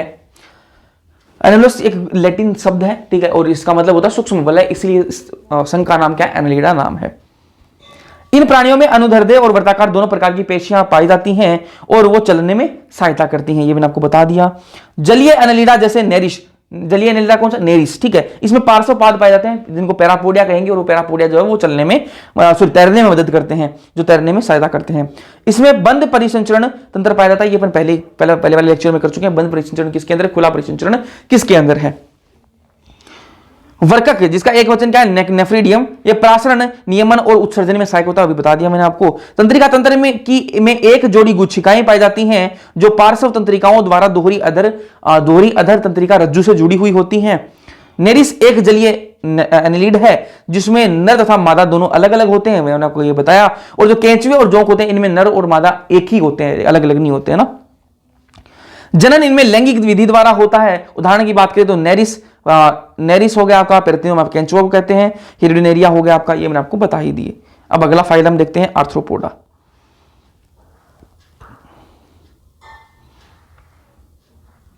जनन में लैंगिक होता है, बता दिया मैंने आपको ना। चलो अगला फाइलम आपका आर्थ्रोपोडा फाइलम की बात करेंगे। आज आर्थ्रोपोडा सबसे बड़ा संघ है ये, ठीक है, आपको ध्यान में रखना है भाई, भूलना कभी नहीं। जो सबसे बड़ा संघ आपको पूछे सबसे बड़ा फाइलम कौन सा है, तो वो है आपका आर्थ्रोपोडा जो होता है, वो सबसे बड़ा फाइलम है। ठीक है, लगभग 2/3 जाति पृथ्वी पर आर्थ्रोपोड ही है। लगभग 2/3 जो जातियां हैं वो आर्थ्रोपोड की हैं। भैया इतना ज्यादा कौन से जानवर है जो आर्थ्रोपोडा सबसे बड़ा फाइलम हो गया? मैंने कहा कीट, इंसेक्ट सबसे ज्यादा है। और इंसेक्ट जानवरों के अंदर इंसेक्ट सबसे ज्यादा है, और वो इंसेक्ट आते किसके अंदर है? आर्थ्रोपोडा के अंदर आते हैं। इसलिए कहा कि आर्थ्रोपोडा सबसे बड़ा फाइलम है, और इसके अंदर लगभग 2/3 जाति पृथ्वी पर आर्थ्रोपोड ही है। क्यों? क्योंकि सबसे ज्यादा इंसेक्ट ही है। ठीक है, चलो बॉडी की बात करेंगे। शरीर जो है वो काइटिनी वही कंकाल से ढकी रहती है। ये जो बॉडी है वो काइटिनी वही कंकाल से इनकी ढकी रहती है। इनकी शरीर जो है वो सिर, वक्ष तथा उदर में विभाजित होता है। सिर, वक्ष और उदर में इनका शरीर जो है वो विभाजित होता है। श्वसन अंग इनके अंदर कौन कौन से हैं? क्लोम है, पुष्टकलोम है, पुष्ट फुफ्फुस है, अथवा श्वसनिकाएं हैं। ये इनके अंदर अलग अलग प्रकार के क्या है? श्वसन अंग पाए जाते हैं। क्लोम, पुष्टकलोम, पुष्ट फुफ्फुस, ठीक है, और श्वसनिकाएं, ये इसके अंदर क्या है? अलग अलग प्रकार के इनके जीव, आर्थ्रोपोडा के अंदर अलग अलग प्रकार के जीव आते हैं, और उनके अंदर अलग अलग प्रकार के क्या है? श्वसन अंग पाए जाते हैं। संवेदी अंग भी होते हैं इनके अंदर। संवेदी अंग कौन से होते हैं? सेंसरी ऑर्गन, इंग्लिश में क्या कहते हैं? सेंसरी ऑर्गन, संवेदी अंग है ना। तो वो क्या है इसके अंदर? श्रृंगिकाएं, श्रृंगिकाएं इंग्लिश में एंटीना। देखो आपने देखा होगा बहुत सारे जो आपके कीड़े मकोड़े होते हैं, कीट जो होते हैं, उनके यहाँ पर एंटीना लगा हुआ होता है ना, दुआ के एंटीना लगा हुआ होता है, उनको कहते हैं श्रृंगिकाएं। ठीक है, और इनके अंदर नेत्र जो है, कीट की जो आंखें होती हैं, नेत्र जो होते हैं, और जो श्रृंगिकाएं, एंटीना जो होता है, वो क्या है? संवेदी अंग होता है। ये वाली बात आपको भूलनी नहीं है। ये जो इसमें नोट्स में बातें लिखी हुई है बहुत इंपॉर्टेंट बातें। इनके अंदर संतुलन पुटी भी पाई जाती है, जिनको स्टेटोसिस्ट कहते हैं इंग्लिश में। हिंदी में संतुलन पुटी, इंग्लिश में स्टेटोसिस्ट पाई जाती हैं। और वो क्या है? बैलेंस करने का काम करती है ना, बैलेंस बनाने का काम करती है ना। इनका काम क्या है? बैलेंस बनाने का काम है। उत्सर्जन, उत्सर्जन किससे होता है? आपके जो आर्थ्रोपोडा के अंदर उत्सर्जन वाला अंग कौन सा है? मेलपीगी नलिका। जो मेलपीगी नलिका है उससे उत्सर्जन होता है। सेक्स इनमें सेपरेट होता है, मेल और फीमेल अलग अलग होंगे। ठीक है, अधिकांश कैसे होंगे? अंडपरजक होंगे। अधिकांश कैसे? अंडपरजक। अंडपरजक का मतलब क्या है? अंडे देने वाले हैं। अधिकांश कैसे? अंडे देते हैं ये। परिवर्धन इनमें कैसा होता है? प्रत्यक्ष भी हो सकता है और अप्रत्यक्ष भी हो सकता है। मतलब डायरेक्ट डेवलपमेंट भी, मतलब जैसा अडल्ट होगा वैसा ही इनका बच्चा भी दिख सकता है, और लार्वा भी इनके अंदर बन सकता है कि बच्चा अलग दिख रहा है और अडल्ट में बाद में वो अलग बनेगा। ठीक है, तो दोनों प्रकार के अंदर पाए जा सकते हैं। एग्जांपल्स की बात करें तो कुछ कीट ऐसे हैं जो आर्थिक रूप से महत्वपूर्ण कीट हैं। आर्थिक रूप से मतलब जिनसे अपन पैसे कमा सकते हैं। कैसे भैया? एपिस, जैसे एपिस है मधुमक्खी। ठीक है, मधुमक्खी शहद बनाएगी, बेचो पैसे कमाओ। ठीक है, बॉम्बिक्स रेशम कीट है जी, रेशम बेचो पैसे कमाओ। लेसिफर लाख कीट है, लाख जो है चूड़ियां बनती है लाख की। ठीक है, तो वो बेचो और पैसे कमाओ। ठीक है, चलो आगे। रोगवाह कीट, ठीक है, एनोफिलिस, क्यूलेक्स और एडीज, ये क्या है? आपकी रोगवाह कीट है। ये रोग फैला देते हैं, एक इंसान से दूसरे इंसान में रोग फैलाने का काम करते हैं। यूथ पीड़क, ये कौन सा? टिड्डी। सुना होगा आपने लॉकडाउन के टाइम पर, टिड्डी आ गई, टिड्डी आ गई, वो टिड्डी है जी, ये उस यूथ पीड़क है ना। इसमें लोकस्टा कहते हैं इसको। जीवित जीवाश्म, जीवित जीवाश्म कौन सा है? लिमुलस। ठीक है, किंग क्रैब, ये इसका ध्यान रखना, जीवित जीवाश्म कौन सा है ना। चलो आगे बढ़ते हैं, एनसीईआरटी रीड मारते हैं। आ जाओ। आर्थ्रोपोडा प्राणी जगत का सबसे बड़ा संघ है, बता चुका हूं आपको, जिसमें कीट्स भी सम्मिलित हैं। कीट सम्मिलित है इसीलिए सबसे बड़ा है ना। लगभग 2/3 जाति पृथ्वी पर आर्थ्रोपोडा ही है। ठीक है, आगे बढ़ते हैं। इसमें अंग तंत्र इस तरह का सही संगठन होता है, बता चुका हूं, ये तो पहले लेक्चर में अपन बात कर चुके हैं। ये द्विपार्श्व समिति के होते हैं, बता चुका हूं आपको। त्रिकोण की विखंडित वर्गोही प्राणी होते हैं, ये अपन बात कर चुके हैं। आर्थ्रोपोडा का शरीर काइटिनी वही कंकाल से ढका रहता है, ये मैंने आपको बताया। ठीक है, शरीर में इनका सिर, वक्ष और उदर में क्या होता है? विभाजित होता है। आर्थ्रोस का मतलब क्या है? आर्थ्रोपोडा में आर्थ्रो का मतलब क्या है? आर्थ्रो का मतलब होता है संधि, और पोडा का मतलब होता है आपका उपांग। ठीक है, मतलब जुड़े हुए आपके पैर है ना, तो संधि युक्त पाद होते हैं। इसका मतलब क्या है? संधि युक्त पाद, आपस में जुड़े हुए पैर होते हैं इनके, है ना। श्वसन अंग इनमें क्लोम भी हो सकता है, पुष्ट कलोम भी हो सकता है, पुष्ट फुफ्फुस भी हो सकता है, और आपकी श्वसनिकाएं। तो क्लोम, पुष्ट कलोम, ठीक है, पुष्ट फुफ्फुस अथवा श्वसनिकाएं द्वारा इनमें श्वसन होता है। परिसंचरण तंत्र इनमें खुले प्रकार का होता है, ये पर बात कर चुके हैं। संवेदी अंग जैसे श्रृंगिकाएं, संवेदी अंग सेंसरी ऑर्गन कौन सा बताया मैंने आपको? एंटीना, श्रृंगिकाएं, नेत्र, आंखें, इनकी क्या है? सेंसरी ऑर्गन है। इनमें संतुलन पुटी भी पाई जाती है, संतुलन पुटी भी इनके अंदर पाई जाती है। मैंने आपको यहां पर गलत लिख रखा है क्या? संतुलन पुटी को सही है, संतुलन पुटी, संतुलन पुटी शायद मैंने बोला गलत होगा। हाँ, संतुलन पुटी इनमें पाई जाती है। ठीक है, जिसको इसमें स्टेटोसिस्ट कहते हैं, और ये बैलेंस बनाने का काम करती है ना। उत्सर्जन किसके? मेलपीगी नलिका द्वारा होता है। ठीक है, नर मादा इनमें पृथक होते हैं, मेल और फीमेल अलग अलग होंगे, सेक्स सेपरेट होते हैं मतलब, और अधिकांश इनमें अंडपरजक होंगे, मतलब अंडे देने वाले होंगे। परिवर्धन इनमें कैसा होगा? जो डेवलपमेंट है वो कैसा होगा? प्रत्यक्ष भी हो सकता है और अप्रत्यक्ष, दोनों प्रकार के पाए जाएंगे मतलब। ठीक है, और आर्थिक रूप से महत्वपूर्ण कीट कौन से हो गया? आपकी एपिस, जिसको मधुमक्खी, ठीक है, और बोम्बिक्स रेशम कीट हो गया, लेसिफर लाख कीट हो गया, रोगवाह कीट कौन से हो गए? एनाफिलिस, क्यूलेक्स और एडीज मच्छर हो गए। ठीक है, यूपीडक टिड्डी हो गई आपकी, जीवित जीवाश्म लिमुलस, ठीक है, लिमुस, किंग क्रैब जी का ना, राजकरकट किंग क्रैब कहते हैं ना जिसको। आगे बढ़ते हैं, अगला फाइलम मोलस्का फाइलम।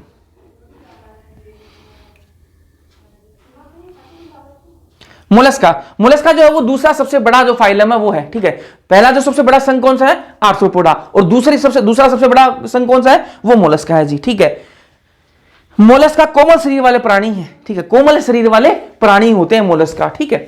चलो, कोई आपको बोले भाई, कोई बोले मेरी तो बॉडी कितनी सॉफ्ट है, ये है वो, बोले ना मोलस्का है क्या तुम, ठीक है। कोमल शरीर वाले प्राणी होते हैं ये, स्थलीय तथा जलीय होते हैं, हो सकते हैं ना, स्थलीय भी हो सकते हैं, जलीय भी हो सकते हैं। जल के अंदर रहने वाले ये लवणीय जल के अंदर भी पाए जा सकते हैं और अलवणीय जल के अंदर भी पाए जा सकते हैं। शरीर इनका कोमल परंतु कठोर कैल्शियम कवच से ढका रहता है। इनका शरीर कोमल तो होता है लेकिन कठोर कैल्शियम का कवच से वो ढका हुआ होता है ना। शरीर इनका कोमल होता है लेकिन कठोर कैल्शियम के कवच से ढका हुआ होता है। अखंडित शरीर होता है, इनके शरीर में कोई खंडन नहीं होगा। जैसे अपन को आर्थ्रोपोडा, आपका एनिलिडा, इनके अंदर अपन खंडन अलग अलग खंड देखने के लिए मिले, वैसा इनके अंदर खंड देखने के लिए नहीं मिलते हैं। तो अखंडित शरीर होता है इनका। शिर पेशीय पाद होते हैं और अंतरंग ककुद होगा। शिर होगा, पेशीय पाद होगा और अंतरंग ककुद होगा, ठीक है। अभी देखना ध्यान से, ठीक। स्पंजी परत ककुद के ऊपर परवार बनाती है। जो एक स्पंजी परत, स्पंज की एक परत होती है जो ककुद के ऊपर क्या बनवाएगी, परवार बनाएगी। अभी समझाता हूं ना। ये क्या है आजी, ये जो आपको ग्रीन कलर में दिख रहा है वो क्या है, अंतरंग ककुद है। ये क्या है, अंतरंग ककुद हो गया आपका, ठीक है। इस अंतरंग ककुद के ऊपर, इस अंतरंग ककुद के ऊपर, ये मान लो अंतरंग ककुद है, ठीक है। ये अंतरंग ककुद किसको कहेंगे, जो ऐसा उभरा हुआ पार्ट होता है ना, उसको अंतरंग ककुद कहा है, ठीक है। इसके अंदर उभरा हुआ भाग होता है। उस इस उभरे हुए भाग पर अंतरंग ककुद के ऊपर क्या होगी, एक स्पंज की एक परत होगी, स्पंज की एक परत होगी, और वो स्पंज की परत को क्या कहेंगे अपन, परवार कहेंगे। क्या कहेंगे, परवार कहेंगे। ये अंतरंग ककुद है, इसके ऊपर एक स्पंज की परत लगी हुई होगी और इस स्पंज की परत को क्या कहेंगे अपन, परवार कहेंगे, ठीक है। अब ये ककुद और स्पंज की परत जो इसके बीच में जगह दिख रही है आपको, भैया बिल्कुल जगह तो है इनके बीच में, इसको क्या कहेंगे अपन, परवार गुहा कहेंगे। ये मैं कह रहा हूं अंतरंग ककुद है, इसके ऊपर क्या लगी हुई होगी, एक स्पंज की एक परत लगी होगी जिसको अपन परवार कहेंगे। स्पंज की जो परत है और आपकी जो अंतरंग ककुद है, इसके बीच में एक जगह दिख रही है आपको, बिल्कुल दिख रही है भैया, ठीक है, दिख रही है ना, दिख रही है, हाँ। जिसको क्या कहेंगे अपन, परवार गुहा कहेंगे, ठीक है। आ जाओ, ये क्या है, अंतरंग ककुद है भैया, ठीक है भैया, अंतरंग ककुद है। इसके ऊपर क्या है, ये स्पंज की परत है जिसको अपन परवार कहेंगे। इन दोनों के बीच में क्या है, खाली जगह, इसको क्या कहेंगे अपन, परवार गुहा कहेंगे। और इस परवार गुहा के अंदर क्या होते हैं, पंख के समान क्लोम होते हैं। इस परवार गुहा के अंदर क्या पाए जाते हैं, पंख के समान क्लोम पाए जाते हैं। आपको पूछेगा कि पंख के समान क्लोम कहां पाए जाते हैं, आपको एक ही आंसर देना, मोलस्का के अंदर पाए जाते हैं। तो पंख के समान क्लोम पाए जाते हैं, और ये पंख के समान क्लोम जो किस काम आते हैं, श्वसन और उत्सर्जन, श्वसन और उत्सर्जन का काम करते हैं ना, श्वसन और उत्सर्जन में मदद करते हैं। तो पंख के समान क्लोम कहां पाए जाएंगे, मोलस्का के अंदर, है ना। चलो, सिर पर संवेदी स्पर्शक पाए जाते हैं ना, इनके सिर पर संवेदी स्पर्शक पाए जाएंगे, सेंसरी ऑर्गन पाए जाएंगे इनके सिर के ऊपर, सेंसरी और स्पर्शक जो है वो पाए जाएंगे। इनके अंदर रेडुला पाया जाता है, रेडुला, रेडुला से क्वेश्चन यहां से आया हुआ है, ध्यान से सुनना। रेडुला क्या है, जिसको हिंदी में रेडुला रेती जीवा कहते हैं, रेती जीवा कहते हैं। इनके मुंह के अंदर पाई जाती है रेडुला। कहां पाई जाती है, ये जो मोलस्का के जो जीव है इनके अंदर मुंह के अंदर रेडुला पाया जाता है, रेती जीवा पाई जाती है। ये रेती जीवा किस काम आती है, ये रेती जीवा रेती के समान घिसने का अंग है। रेती के जैसे रेती से घिसते हैं ना, वैसे ये घिसने का अंग है, घिसने का अंग होता है इनके अंदर, इसके मुंह के अंदर पाया जाता है। मोलस्का के जो मुंह है उसके अंदर रेडुला रेती जीवा पाया जाता है। आपको पूछेगा एग्जाम में कि रेती जीवा किसके अंदर पाया जाता है, क्या कहोगे, मोलस्का के अंदर पाया जाता है। किस काम आता है, जो आपकी रेती है उसके समान घिसने का ये अंग है, ठीक है। सेक्स इनके अंदर सेपरेट होते हैं, मेल फीमेल अलग अलग आपको होंगे। अनप्रजक होंगे, अंडे देने वाले हैं। परिवर्तन की बात करें तो इनके अंदर अप्रत्यक्ष परिवर्तन होता है, अप्रत्यक्ष होगा तो लार्वा यहां पर बनेगा, लार्वा होगा ना। एग्जाम्पल आपको याद रखना, तो कैसे याद रखोगे, अगस्त, सितंबर, अक्टूबर, नवंबर छोड़ देना, दिसंबर में चमेली लाल पीला नहीं पिंक होता है। आपस में ध्यान से, अगस्त, सितंबर, अक्टूबर, दिसंबर में चमेली लाल पीला नहीं पिंक होता है। अगस्त से आप याद रखोगे अप्लाइसिया, सितंबर से सीपिया, अक्टूबर से ऑक्टोपस, दिसंबर से डेंटेलियम, मई से आपको मोलस्का याद रखना ताकि आपको याद रहे कि मोलस्का के एग्जांपल्स हैं ये। चमेली से काइटोप्ल्यूरा, लाल से लोलिगो, पीला से पाइला और आपका पिंक से पिंकटेडा। तो इसके एग्जांपल्स हैं, आपको इसे याद रख सकते हो, ट्रिक है। अगस्त, सितंबर, अक्टूबर, दिसंबर में चमेली लाल पीला नहीं पिंक होता है, ठीक है। अब आ जाओ इसको एनसीईआरटी से रेडी करते हैं, सारी बातें कर चुके हैं। मोलस्क, मोलस्का दूसरा बड़ा प्राणी संघ है, बता दिया मैंने आपको, है ना। पहला कौन सा है, आर्थ्रोपोडा। ये प्राणी स्थलीय तथा जलीय दोनों प्रकार के हो सकते हैं, लवणीय अलवणीय, है ना। तथा अंगतंत्र इस तरह के संगठन वाले होते हैं, ये मैंने आपको बता ही दिया। ये द्विपार्श्व समिति, द्वित्रिकोण की प्रगुही है, तो पहले लेक्चर में कर चुके हैं। शरीर इनका कोमल होता है लेकिन परंतु कठोर कैल्शियम के कंकाल से ढका हुआ होता है, ठीक है, कवच से ढका रहता है। इसका शरीर अखंडित होता है, मतलब खंडन नहीं होता, शरीर के अंदर कोई खंड नहीं बने हुए होते, अखंडित होता है, जिसमें सिर होता है, पेश पाद होते हैं और अंतरंग ककुद होता है। त्वचा की नरम तथा स्पंजी परत ककुद के ऊपर परवार बनाती है, अभी मैंने आपको बताया ना, ककुद उसके ऊपर परवार बनाएगी, ठीक है। ककुद तथा परवार के बीच स्थान को परवार गुहा कहेंगे। ककुद और परवार के बीच जो जगह बच गई उसको क्या कहेंगे अपन? परवार गुहा कहेंगे। जिसमें क्या होता है, पंख के समान क्लोम पाए जाते हैं, पंख के समान क्लोम पाए जाते हैं, जो श्वसन और उत्सर्जन में सहायक होते हैं, बता चुका हूं आपको। सिर पर संवेदी स्पर्शक पाए जाते हैं, सिर पर क्या पाए जाते हैं? संवेदी स्पर्शक पाए जाते हैं। मुख में भोजन के लिए, मुंह के अंदर भोजन के लिए रेती जीवा क्या पाई जाती है? रेती जीवा, रेती के समान घिसने का एक अंग पाया जाता है, जिसको रेती जीवा कहेंगे, रेडुला कहते हैं। सामान्यतः नर और मादा पृथक होते हैं, इनके अंदर मेल और फीमेल अलग अलग होंगे, बता चुका हूं। अंडपरजक होंगे, अंडे देने वाले हैं। परिवर्तन इनके अंदर लार्वा के द्वारा होता है, मतलब यहां पर अप्रत्यक्ष होगा। लार्वा के द्वारा होने का मतलब क्या? अप्रत्यक्ष इनके अंदर परिवर्तन है। उदाहरण की बात करें तो एग्जाम्पल मैंने आपको याद करने का तरीका बता दिया। अगस्त, सितंबर, अक्टूबर, दिसंबर में चमेली लाल पीला नहीं पिंक होता, सारा यहाँ पर आ जाएंगे, सारे एग्जाम्पल यहाँ पे आ जाएंगे, ठीक है। चलो अगला देखो, अगला फाइलम है जी अपना इकाइनोडर्मेटा, इकाइनोडर्मेटा, ठीक है। आ जाओ। यह शूलयुक्त शरीर होता है जी, इनका शूलयुक्त शरीर होता है, शरीर पर शूल शूल शूल शूल कांटे कांटे से होते हैं, ठीक है।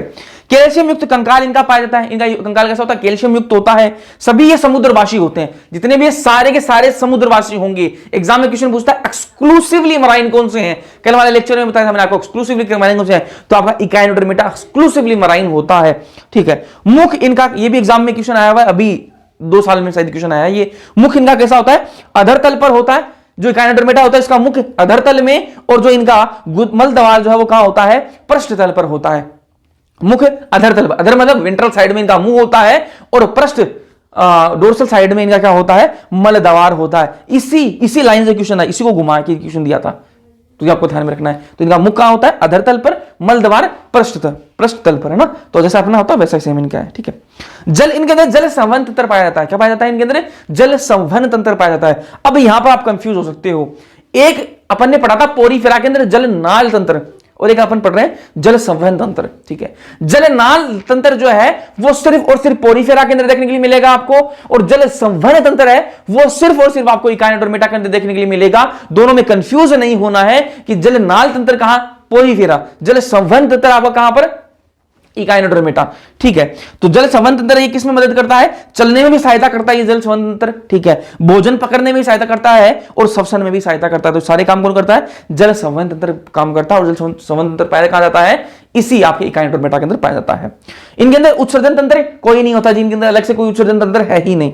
सेक्स इनके अंदर सेपरेट होंगे, क्रॉस का मतलब नहीं पाया जाता ना। सेक्स इनके सेपरेट होंगे, मतलब मेल और फीमेल अलग अलग होंगे। जनन इनके अंदर कैसा होगा? लैंगिक होगा। निषेचन कैसा होगा? भाई होगा, ये अपन पहले ही बात कर चुके, लेकिन अभी पता रहो ना। परिवर्तन इनके अंदर अप्रत्यक्ष परिवर्तन पाया जाएगा। अप्रत्यक्ष मतलब यहां पर लार्वा बनेगा, ठीक है। एग्जाम्पल आपको याद रखना है, सिंपल से जो ट्रिक है, मेरी फेवरेट ट्रिक है, कौन सी? एकता आंटी ऐश्वर्यासी ओसम, एकता आंटी ऐश्वर्यासी ओसम। एकता से इकाइनस, आंटी से एंटेडन, ऐश्वर्या से आपका एस्टेरियस, सी से कुकुमेरिया, ओसम से आपका ओफ्यूरा, ठीक है। अब इसको अपन रीड करते हैं एनसीईआरटी से, आ जाओ। संघ इकाइनोडर्मेटा की बात करें, शूलयुक्त प्राणी बता चुका हूं आपको, ठीक है। इस संघ के प्राणियों में कैल्शियम युक्त अंतः कंकाल पाया जाता है, ठीक है भैया, इसलिए इनका नाम इकाइनोडर्मेटा होता है, ठीक है। सभी समुद्रवासी होते हैं, बता चुका हूं। अंगतंत्र इस तरह का संगठन होता है। वेस्क इकाइनोडर्म जो है ये वाली बात भी अपन कल कर चुके हैं वैसे तो, ठीक है। इनका जो वेस्क इकाइनोडर्म है वो अरीय रूप की समिति दिखाता है, भैया ये तो आपने बताया था कि इनका जो वेस्क वाला होता है वो तो अरीय दिखाता है, और जो इनका लार्वा होता है वो द्विपार्श्व दिखाता है। तो इनका जो वेस्क इकाइनोडर्म होगा वो अरीय रूप की समिति दिखाएगा, और लार्वा इनकी द्विपार्श्व रूप से समिति दिखाता है, अपन कल भी बात कर चुके हैं। ये सब त्रिक और के प्रगुही होते हैं, पाचन तंत्रिका पूर्ण होता है, ये अपन बात कर चुके हैं पहले ही। सामान्यतः मुख इनका अधर तल पर पाया जाता है, वेंट्रल साइड में, और मल द्वार पृष्ठ तल पर पाया जाता है। जल संवहन तंत्र इनके इसी संघ का एकमात्र इनका गुण है। जल संवहन तंत्र इस संघ की विशिष्टता होती है। तो ये जल संवहन तंत्र सिर्फ और सिर्फ आपको इकाइनोडर्मेटा के अंदर देखने के लिए मिलता है, और कहीं देखने के लिए नहीं मिलेगा। ये जल संवहन तंत्र क्या काम करता है? चलन में मदद करता है, बता चुका हूं आपको। भोजन पकड़ने में, श्वसन करने में सहायता करता है ना। सब स्पष्ट उत्सर्जन तंत्र का अभाव होता है इनके अंदर, स्पष्ट कोई उत्सर्जन तंत्र इनके अंदर नहीं होता। नर एवं मादा पृथक होते हैं, मतलब मेल और फीमेल अलग होंगे, सेक्स इनके अंदर सेपरेट होगा। लैंगिक जनन पाया जाता है, बता चुका हूं आपको। निषेचन इनके साथ मतलब बाह्य होता है, बाहर की तरफ बाहर होता है, मतलब ये मेल भी युग्मक छोड़ देगा, फीमेल भी अपना युग्मक छोड़ देगी और पानी के अंदर क्या हो जाएगा आपका निषेचन हो जाएगा। परिवर्तन इनके अंदर अप्रत्यक्ष होता है, मतलब इनडायरेक्ट होता है, मतलब यहाँ पर क्या बनेगी आपकी क्या बोलते हैं उनको, लार्वा बनेगा जी, यहाँ पर है ना लार्वा अवस्था यहाँ पर होगी, है ना, प्रत्यक्ष अप्रत्यक्ष होगा, लार्वा बनेगा ही बनेगा। एग्जांपल याद करने के तरीके मैंने आपको बता दिया, एस्टेरियस इकाइनस, एक्टांटी एस्पेरेसी ओसम, बस खत्म हो गया। अगला फाइलम आ जाओ जी, अगला फाइलम है हेमिकोडेटा। अगला फाइलम क्या है, हेमिकोडेटा।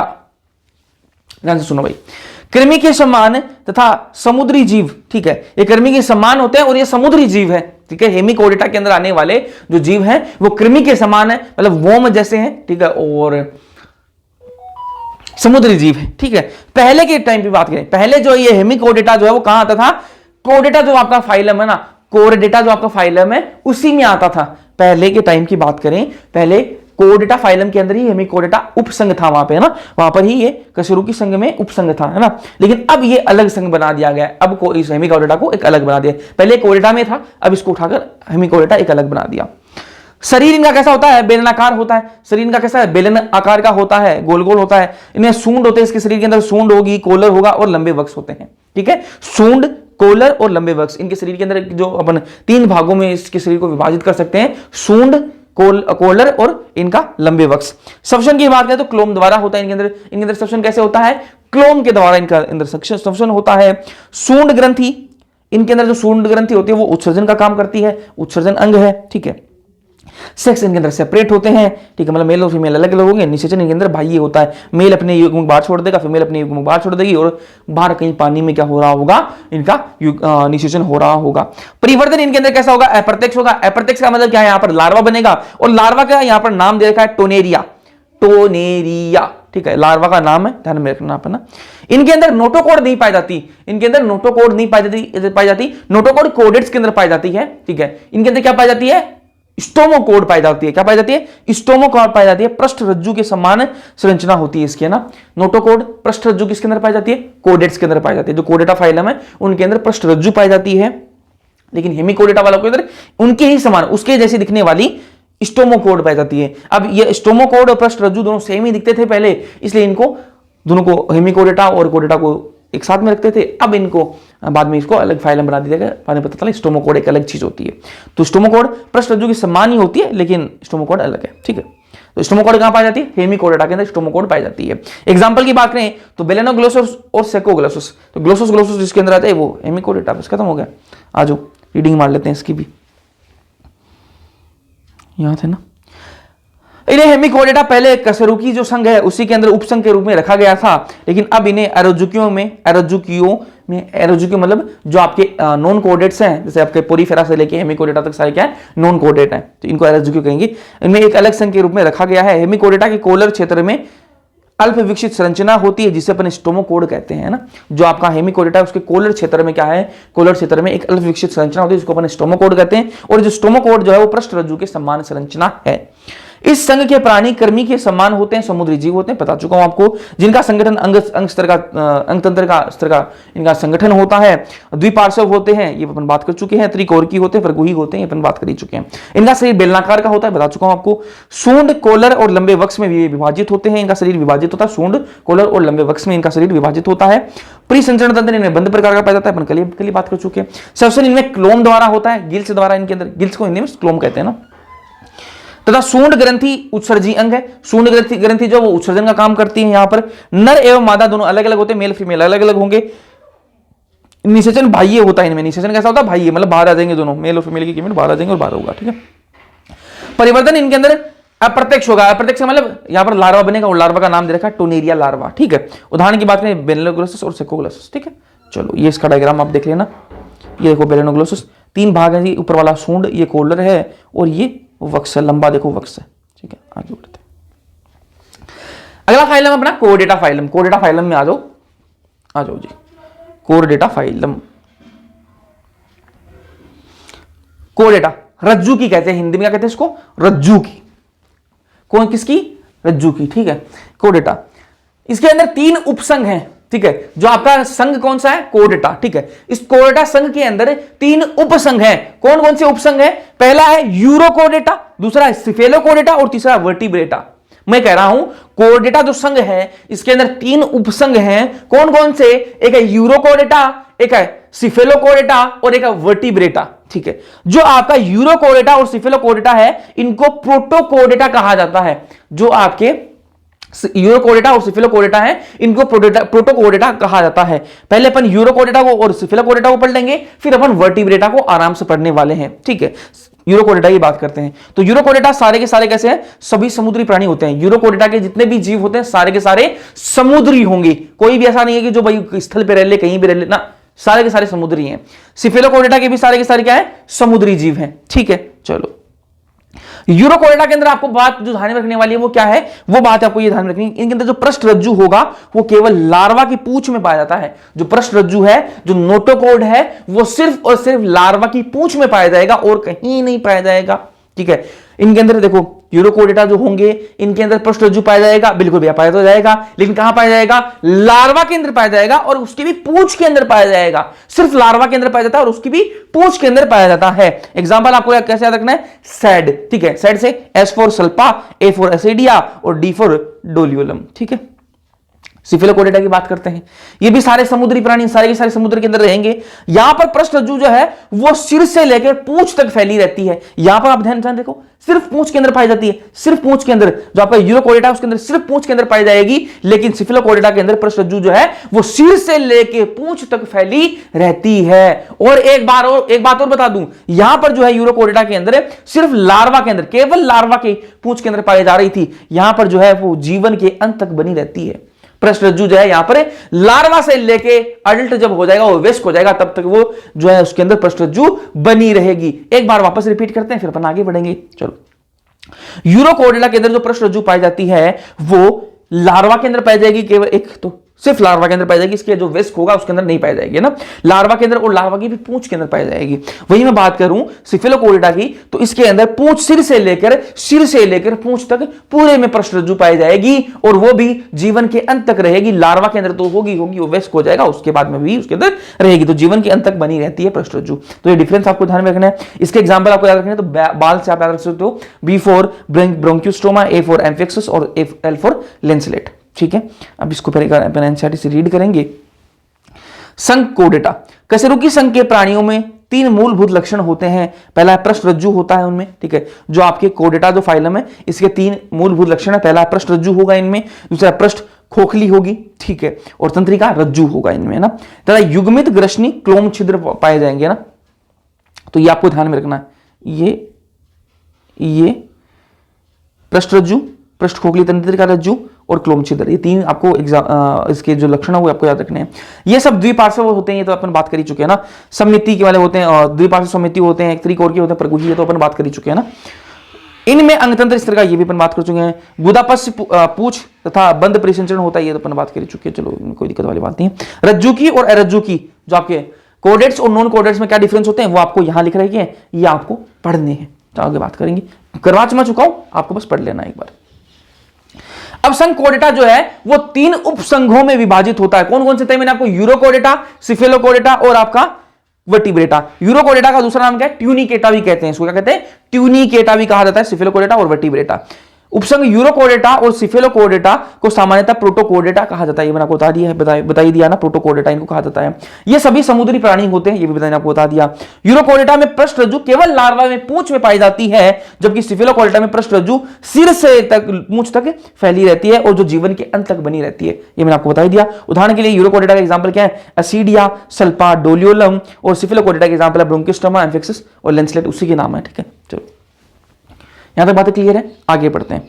कशेरुकी संघ के प्राणियों में पृष्ठरज्जु भ्रूणीय अवस्था में पाई जाती है। जो कशेरुकी संघ है, जो आपका कोर्डेटा जो आपका फाइलम है, इसके जो आपके प्राणी हैं उनके अंदर पृष्ठरज्जु जब वो भ्रूणीय अवस्था में पाई जाएगी, जो भ्रूण रहेगा उस टाइम पर उनके अंदर पाई जाएगी। वेस्ट की अवस्था में आते आते पृष्ठरज्जु जो है वो अस्थिल अथवा उपास्थिल मेरुदंड में परिवर्तित हो जाती है। जो अपना पीछे मेरुदंड है ना, ठीक है, पीछे जो वर्टिब्रल कॉलम जिसको कहते हैं मेरुदंड, ठीक है, ये क्या आपका नोटोकोर्ड होता है। भ्रूण अवस्था में नोटोकोर्ड है, उसके बाद में ये क्या बन जाता है? मेरुदंड बन जाता है ना, उपास्थिल मेरुदंड बन जाता है ना।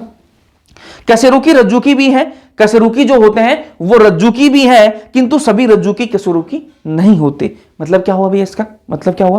देखो एक तो मैं आपको कशेरुकी किसको कहते हैं? वर्टिब्रेट्स को कशेरुकी कहते हैं, वर्टिब्रेट्स को हिंदी में कशेरुकी कहते हैं, और जो आपके कोडेट होते हैं उनको रज्जुकी कहते हैं। तो यहाँ पर एनसीईआरटी ये कहती है कि जितने भी कशेरुकी होंगे, जितने भी वर्टिब्रेट्स होंगे वो तो कोडेट होंगे, कशेरुकी तो रज्जुकी होंगे, सभी कशेरुकी रज्जुकी होते हैं, लेकिन सभी रज्जुकी कशेरुकी नहीं होते। कैसे भैया कैसे? रज्जुकी के अंदर कौन कौन आते हैं? रज्जुकी के अंदर भैया आपका यूरिकोडेटा भी आता है, सिफिलोकोडेटा भी आता है, वर्टिब्रेटा भी आता है। मैं ये कह रहा हूं कि वर्टिब्रेटा जो है वो आपका क्या है? वो आपके कशेरुकी है। वर्टिब्रेटा क्या है? आपका कशेरुकी है। तो सारे के सारे जो वर्टिब्रेटा होंगे, वो रज्जुकी तो होंगे, लेकिन सारे रज्जुकी वर्टिब्रेटा थोड़ी ना है, उनमें सिफिलोकोडेटा भी यूरिकोडेटा भी है। ठीक है, समझ में आ गया? तो सारे के सारे कशेरुकी रज्जुकी होंगे, लेकिन सारे रज्जुकी कशेरुकी नहीं होते। ठीक है, चलो यहां से एग्जाम में क्वेश्चन आ सकता है। रज्जुकी के मुख्य लक्षण के अतिरिक्त कशेरुकी में 2, 3, 4 प्रकोष्ठ वाले अपने हृदय यहां पर पाए जाते हैं। 2 चैम्बर, 3 चैम्बर, 4 चैम्बर वाले मैंने आपको पहले लेक्चर में बता चुका हूं। वृक्क उत्सर्जन तथा जल संतुलन का कार्य करता है। जो वृक्क जो किडनी है, ठीक है, वो उत्सर्जन और जल संतुलन का काम करती है। तथा पंख फिन या पाद के रूप में 2 जोड़ी युग्मित उपांग होते हैं, और उपसंग वर्टिब्रेटा को पुनः निम्न उपवर्ग में विभाजित करते हैं ना। अब वर्टिब्रेटा की बात करें, यूरिकोडेटा सिफिलोकोडेटा अपन पढ़ लिया, अब वर्टिब्रेटा की बात करते हैं ना। वर्टिब्रेटा को विभाजित किया गया है 2 भागों में, इसको विभाजित किया गया है। ठीक है, वर्टिब्रेटा को 2 भागों में विभाजित किया गया है। एक है एनेथोस्टोमेटा और एक है नेथोस्टोमेटा। 2 भाग कौन कौन से? एनेथोस्टोमेटा और नेथोस्टोमेटा। एनेथोस्टोमेटा का मतलब क्या है? जबड़ों का अभाव होगा। यहां पर क्या होगा? जबड़ों का अभाव होगा। जबड़ों का अभाव मतलब यहां पर जबड़े नहीं होंगे। जिसके अंदर जबड़े नहीं है उसको कहां रख दिया जी? एनेथोस्टोमेटा के अंदर रख दिया, और जिनके अंदर जबड़े हैं उनको नेथोस्टोमेटा के अंदर रख दिया। ठीक बात है। मैं कह रहा हूं जो आपका वर्टिब्रेटा है इसको 2 भागों में विभाजित किया गया। किस बेसिस पे? जिनके अंदर जबड़े थे उनको कह दिया जी ये तो नेथोस्टोमेटा है, और जिनके अंदर जबड़े नहीं थे उनको कह दिया ये एनेथोस्टोमेटा है। अब जबड़े किसके अंदर नहीं है? उसका है जी साइक्लोस्टोमेटा। जो आपका वर्ग है, जो वर्ग साइक्लोस्टोमेटा है, उस वर्ग के अंदर जबड़े नहीं होते। ठीक है, साइक्लोस्टोमेटा जो वर्ग है उसके अंदर जबड़े नहीं होते। वही मैं बात करूं नेथोस्टोमेटा की बात करूं तो यहां पर जबड़े होते हैं। यहां पर नेथोस्टोमेटा को भी 2 भागों में विभाजित कर दिया, नेथोस्टोमेटा को फिर आगे 2 भागों में विभाजित कर दिया, पिसिस, ठीक है, और टेट्रापोडा। पिसिस और टेट्रापोडा। पिसिस के अंदर क्या होंगे? आपके पंख उपस्थित होंगे। पंख मतलब यहां पर फिन्स से मतलब है ना, जो मछलियां होती हैं उनके जो पंख की बात हो रही है ना, हाँ, पंख वाले, वो उड़ने वाले नहीं है। पीसेस, इसके अंदर मछलियां आएंगी। इसके अंदर 2 वर्ग बना दिए, एक कॉन्ड्रिक्थिस और ओस्टिथिस। ये दोनों प्रकार, दोनों मछलियों के ही वर्ग है ना। वो एक कॉन्ड्रिक्थिस मतलब की मछली होते हैं, एक ओस्टिथिस। अभी बात करेंगे इनकी डिटेल में ना। टेट्रापोडा के अंदर क्या है? यहां पर चतुष्पाद है ना, 4 पैर वाले है ना। एम्फीबिया, एम्फीबिया जानते हो, उभयचर, ठीक है, मेंढक वाला ना। रेप्टेलिया, श्रीसर्प, सांप वाला हो गया। एवीज आपकी इसमें आपकी जो पंछी होंगे ना, पक्षी। ममेलिया स्तन वर्ग ना, ये आप जानते हो सारे। एक एक को पढ़ेंगे। सबसे पहले अपन साइक्लोस्टोमेटा को पढ़ते हैं, जिसके अंदर जबड़े नहीं है उसको पढ़ते हैं। जो साइक्लोस्टोमेटा, सभी प्राणी कुछ मछलियों के बाह्य परजीवी होते हैं। साइक्लोस्टोमेटा के सभी जो मेंबर्स हैं, साइक्लोस्टोमेटा के जो सदस्य हैं, वो इसके सभी प्राणी जो है कुछ मछलियों के ऊपर बाह्य परजीवी के रूप में होते हैं। जो बड़ी बड़ी मछलियां हैं उनके ऊपर रहेंगे बाह्य परजीवी के रूप में ना। परजीवी किसको कहते हैं? जो दूसरे जीवों पर निर्भर हो, जो दूसरे जीवों के ऊपर या फिर उनके अंदर रहता है, उसको परजीवी कहते हैं। तो ये जो साइक्लोस्टोमेटा के जो प्राणी हैं वो बड़ी बड़ी जो दूसरी मछलियां हैं उनके ऊपर रहते हैं जी, ठीक है, उनके ऊपर ही रहते हैं। शरीर इनका कैसा है? लंबा शरीर है। ये वाली लाइन एग्जाम में आई हुई है। श्वसन के लिए 6 से 15 2 जोड़ी क्लोम छिद्र, ये वाली बात को ध्यान में रखनी। अगर आप यहां कर देगा 6 से 15 क्लोम छिद्र होते हैं, लाइन गलत हो जाएगी। 6 से 15 2 जोड़ी, ठीक है, यहां पर क्या लिखा है? 6 से 15 जोड़ी, ठीक है, जोड़ी और खाली जोड़ी हटा देगा तो लाइन गलत हो जाएगी। 6 से 15 क्लोम छिद्र बोलेगा, लाइन गलत है। 6 से 15 जोड़ी क्लोम छिद्र होते हैं ना इनके अंदर श्वसन के लिए। जबड़ा इनके अंदर होता नहीं, तभी तो एनेथोस्टोमेटा के अंदर डाला था। इनके अंदर जबड़ा नहीं होता, तभी तो इसके अंदर डाला था साइक्लोस्टोमेटा को, एनेथोस्टोमेटा के अंदर डाला ना। जबड़ा तो इनके अंदर होता नहीं। चूसक तथा वर्ताकार मुख होता है इनका। मुख कैसा होता है? चूसक तथा वर्ताकार होता है, ये आपको ध्यान में रखना है, ठीक है, लाइन आपको याद रखनी है। सल्क तथा युग्मित पंख इनके अंदर नहीं होते, ठीक है। युग्मित पंख का मतलब क्या है? देखो इनके अंदर एक साइड में देखो पंख है, ठीक है, दूसरी साइड में पंख नहीं है, ठीक है। तो जो मछलियां होती हैं उनके अंदर जनरली क्या होता है? एक साइड में पंख होता है, दूसरी साइड में भी उस साइड में पंख होता है, तो उसको क्या कहते हैं? युग्मित पंख कहते हैं। तो लेकिन इनके अंदर एक ही साइड में पंख है, दूसरी साइड में नहीं है। यहां पर एक साइड में है लेकिन दूसरी साइड में, ठीक, तो युग्मित पंख नहीं है ना। अब एक चीज और ध्यान में रखना, रहती तो ये समुद्री है तो ये मछलियां कैसी हैं, समुद्री हैं। साइक्लोस्टोमेटा जो मछलियां होती है कैसी होती हैं, रहती तो समुद्र के अंदर है, लेकिन जब इनको जनन करना होता है ना, जब इनको जनन करना होता तो कहां चली जाती हैं, तब ये लवणीय जल के अंदर जाती हैं। देखो रहती तो कहां पे, इनका घर कहां पे, रहती तो ये कहां पे, देखो आपको एक बात बताऊं क्या, इंसान रहता कहां पे, गांव खेड़ों में, ठीक है, गांव में रहता है, और जब शादी का न्यूमून मनाने जाए तो मालदीव जाता है, ठीक है, और समझ में आई। वैसे ही यहां पर ये समुद्री जल के अंदर रहते हैं, लेकिन जब इनको जनन करना हो तब ये स्वच्छ जल के अंदर आते हैं, लवणीय जल के अंदर चले जाते हैं, फ्रेश वाटर के अंदर चले जाते हैं, लवणीय जल के अंदर जाएंगे। उसके बाद में जैसे ही जनन हो जाएगा, बच्चे हो जाएंगे, उसके बाद में जो आपकी ये साइक्लोस्टोमेटा की जो मछली है वो तो मर जाएगी, इसका जो लार्वा बनेगा ना, जो बच्चा होगा, जो लार्वा होगा, वो वापस कहां आ जाएगा, समुद्री जल के अंदर आ जाएगा। ये वाली बहुत इंपॉर्टेंट बात है, ध्यान से सुनो वापस। समुद्री जल के अंदर ये रहते हैं, जनन के लिए कहां जाएंगे, लवणीय जल के अंदर जाएंगे, फिर वहां पर इनकी मृत्यु हो जाती है और जनन हो गया, उसके बाद जिनके बच्चे होंगे, लार्वा जो बनेगा वो लवणीय जल से वापस समुद्र के अंदर जाएगा, फिर वापस लार्वा बड़ा हो जाएगा समुद्री जल के अंदर, और बड़ा होने के बाद वापस जनन के लिए लवणीय जल, फिर लवणीय, ऐसे समझ चलता रहेगा। ठीक है, चलो एग्जांपल आपको याद रखने, तो पीसीएम से आपको याद रख सकते हो, पी फॉर पेट्रोमाइजिन, सी फॉर आपका साइक्लोस्टोमेटा, साइक्लोस्टोमेटा एग्जांपल है, और एम फॉर माइक्सिन, ऐसे आप इसको याद रख सकते हो। आ जाओ पढ़ते हैं इसको। साइक्लोस्टोमेटा वर्ग के सभी प्राणी कुछ मछलियों के बाह्य परजीवी होते हैं, दूसरी मछलियों के ऊपर रहते हैं, बाह्य परजीवी उनके ऊपर रहेंगे ना, जिसमें श्वसन के लिए 6 से 15, इनका शरीर कैसा लंबा होता है, जिसमें श्वसन के लिए 6 से 15 जोड़ी क्लोम छिद्र होते हैं, जोड़ी याद रखना। साइक्लोस्टोम में बिना जबड़ों का चूषक तथा वर्ताकार मुख होता है, बिना जबड़ा तो होता ही नहीं है, और चूषक तथा वर्ताकार इनका मुख होता है। इसके शरीर में शल्क तथा युग्मित पंखों का अभाव होता है, ना तो इनके शल्क होते हैं, देखो इनके जो बॉडी है पूरी बिल्कुल एकदम से सॉफ्ट, ठीक है, पूरी सॉफ्ट है, शल्क कुछ नहीं है, युग्मित पंख भी नहीं है, युग्मित पंख मैंने आपको बता ही दिए। कपाल तथा मेरुदंड उपास्थिल होता है, इनके अंदर जो कपाल है इनका, ठीक है, और जो इनका मेरुदंड बनेगा वो कैसा है, उपास्थिल, मतलब किसका, कार्टिलेज का बना हुआ होगा, हड्डी का नहीं, कार्टिलेज का बना होगा। उपास्थिल किसको कहते हैं, कार्टिलेज को कहते हैं ना, उपास्थिल होता है। परिसंचरण तंत्र इनके अंदर बंद प्रकार का होता है, अपन पहले बात करते हैं, कोलेटा के अंदर बंद प्रकार का परिसंचरण तंत्र पाया जाता है। ठीक है, साइक्लोस्टोम समुद्री होते तो समुद्री है, लेकिन किंतु जनन के लिए लवणीय जल में जाएंगे। ठीक है, लवणीय जल में प्रवास करते हैं, जनन के कुछ दिन के बाद ही वे मर जाएंगे, और इनका जो लार्वा बनेगा, लार्वा जो वो कायांतरण के बाद में समुद्र में वापस लौट आते हैं। ठीक है, ये इनकी पूरी साइकिल चलती है। उदाहरण पेट्रोमाइजन और माइक्सिन, ठीक है, मिक्सिन जो भी आप याद रखो। ठीक है, चलो अगली जो आपकी दो मछलियां हैं, कॉन्ड्रिथिक्स वर्ग है, कॉन्ड्रिथिक्स इसकी जो मछलियां हैं, और एक वर्ग है ओस्टिथिस। ठीक है, ओस्टिकथिस, इन दोनों को अपन साथ में करने वाले हैं, ध्यान से सुनो भाई।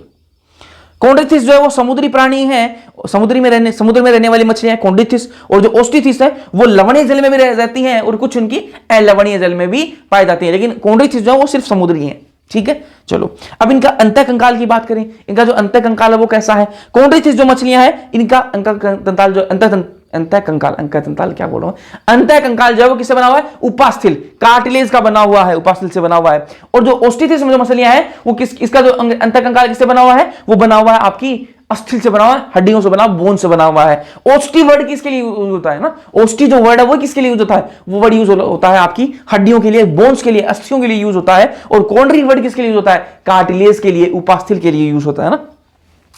परछद जो ओपरकुलम है वो इसके अंदर नहीं होता, और ओस्टिथिस के अंदर परछद जो ओपरकुलम है वो पाया जाता है। ठीक है, वायुकोश इसके अंदर नहीं होते, कॉन्ड्रिथिक्स के अंदर नहीं होते, ओस्टिथिस के अंदर पाए जाते हैं। ठीक है, अंडज या फिर जरायुज की बात करें तो ये आपकी जो कॉन्ड्रिथिस है ये जरायुज होती है, मतलब बच्चे को जन्म देती है डायरेक्ट, जैसे इंसान जो बच्चे को जन्म देता है वैसे ही ये जरायुज होती हैं। और ओस्टिथिस जो है वो ये अंडज होते हैं, अंडज मतलब अंडे देंगी, पहले अंडे से फिर बच्चा बाहर निकलेगा। मुख की बात करें तो जो आपकी कॉन्ड्रिथिस है इनका मुख अधर साइड में होता है, अधर भाग में, वेंट्रल साइड में होगा, और जो ओस्टिथिस है इनका जो मुंह है वो अग्र सिरे के अंत में होता है। देखो एक तो अदर साइड में मुंह हो, ठीक है, और एक मेरे सिर के ऊपर ऐसे यहां पर मुंह लगा दे, फर्क है ना दोनों में। तो आपकी जो कॉन्ड्रिथिस है उनके अंदर अधर भाग में सामने मुंह होगा, वेंट्रल साइड में, और जो आपकी ओस्टिथिस है इनके यहां पर है, मतलब कैसे बताऊं,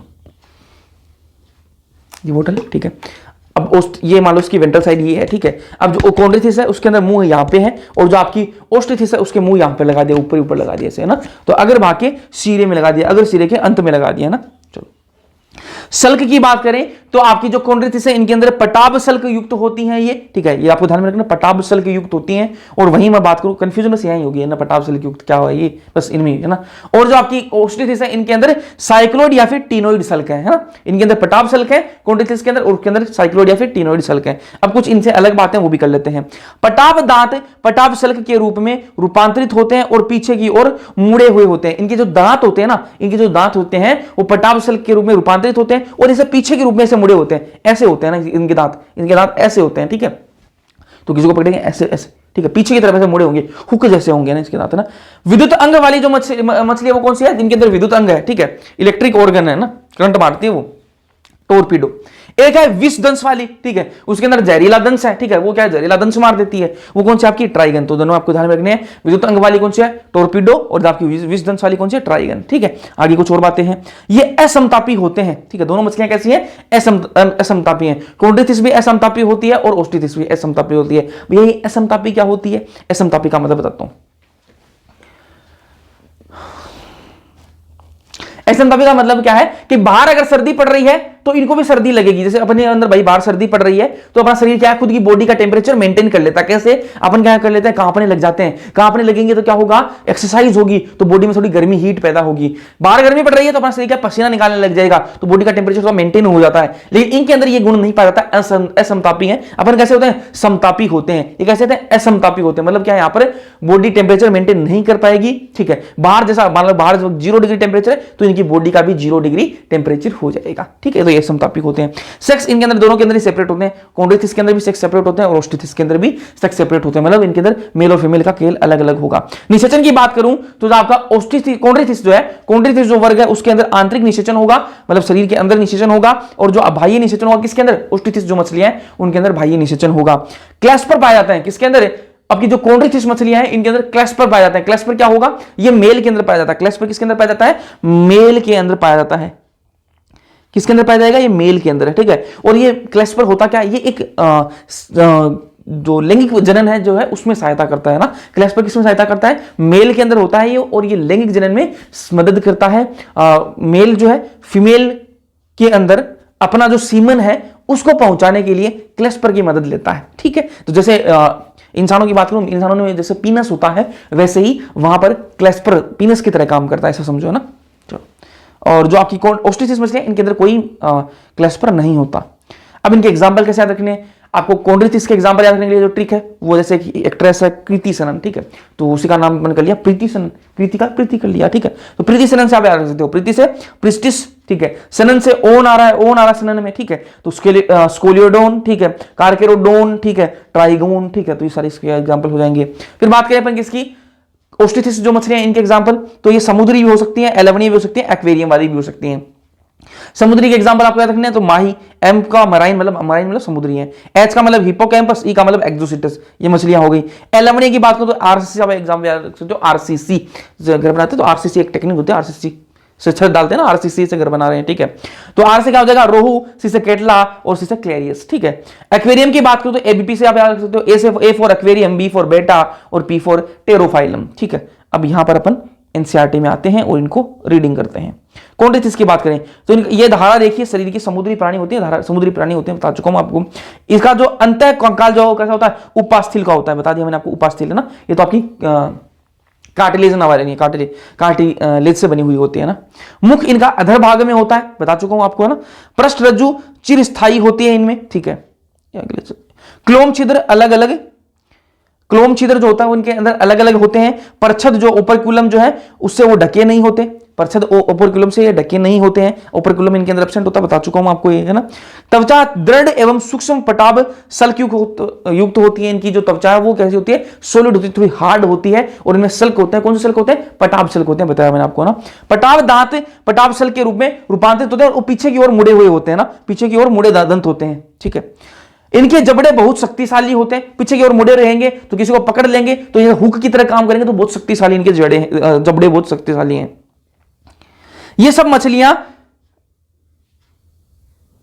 मछलियां हैं। वायु कोष की अनुपस्थिति के कारण इनके अंदर वायु कोष जो होते नहीं, बताया मैंने आपको, देखो यहां पर बताया था, एक मिनट, वायु कोष इनके अंदर नहीं होता है ना, एब्सेंट होता है। वायु कोष की अनुपस्थिति के कारण इनको क्या है, डूबने का डर रहता है। डूबने का डर रहता है तो इसलिए क्या करना पड़ेगा, इनको लगातार तैरते रहना पड़ेगा। अगर इनके अंदर वायु कोष होता ना, इन मछलियों के अंदर अगर वायु कोष होता तो ये मछली अगर तैरती नहीं ना तो भी पानी के ऊपर ही रहती, डूबती नहीं। लेकिन इनके अंदर वायु कोष नहीं है, वायु कोष नहीं है तो इनको क्या है, हमेशा तैरते रहना पड़ेगा।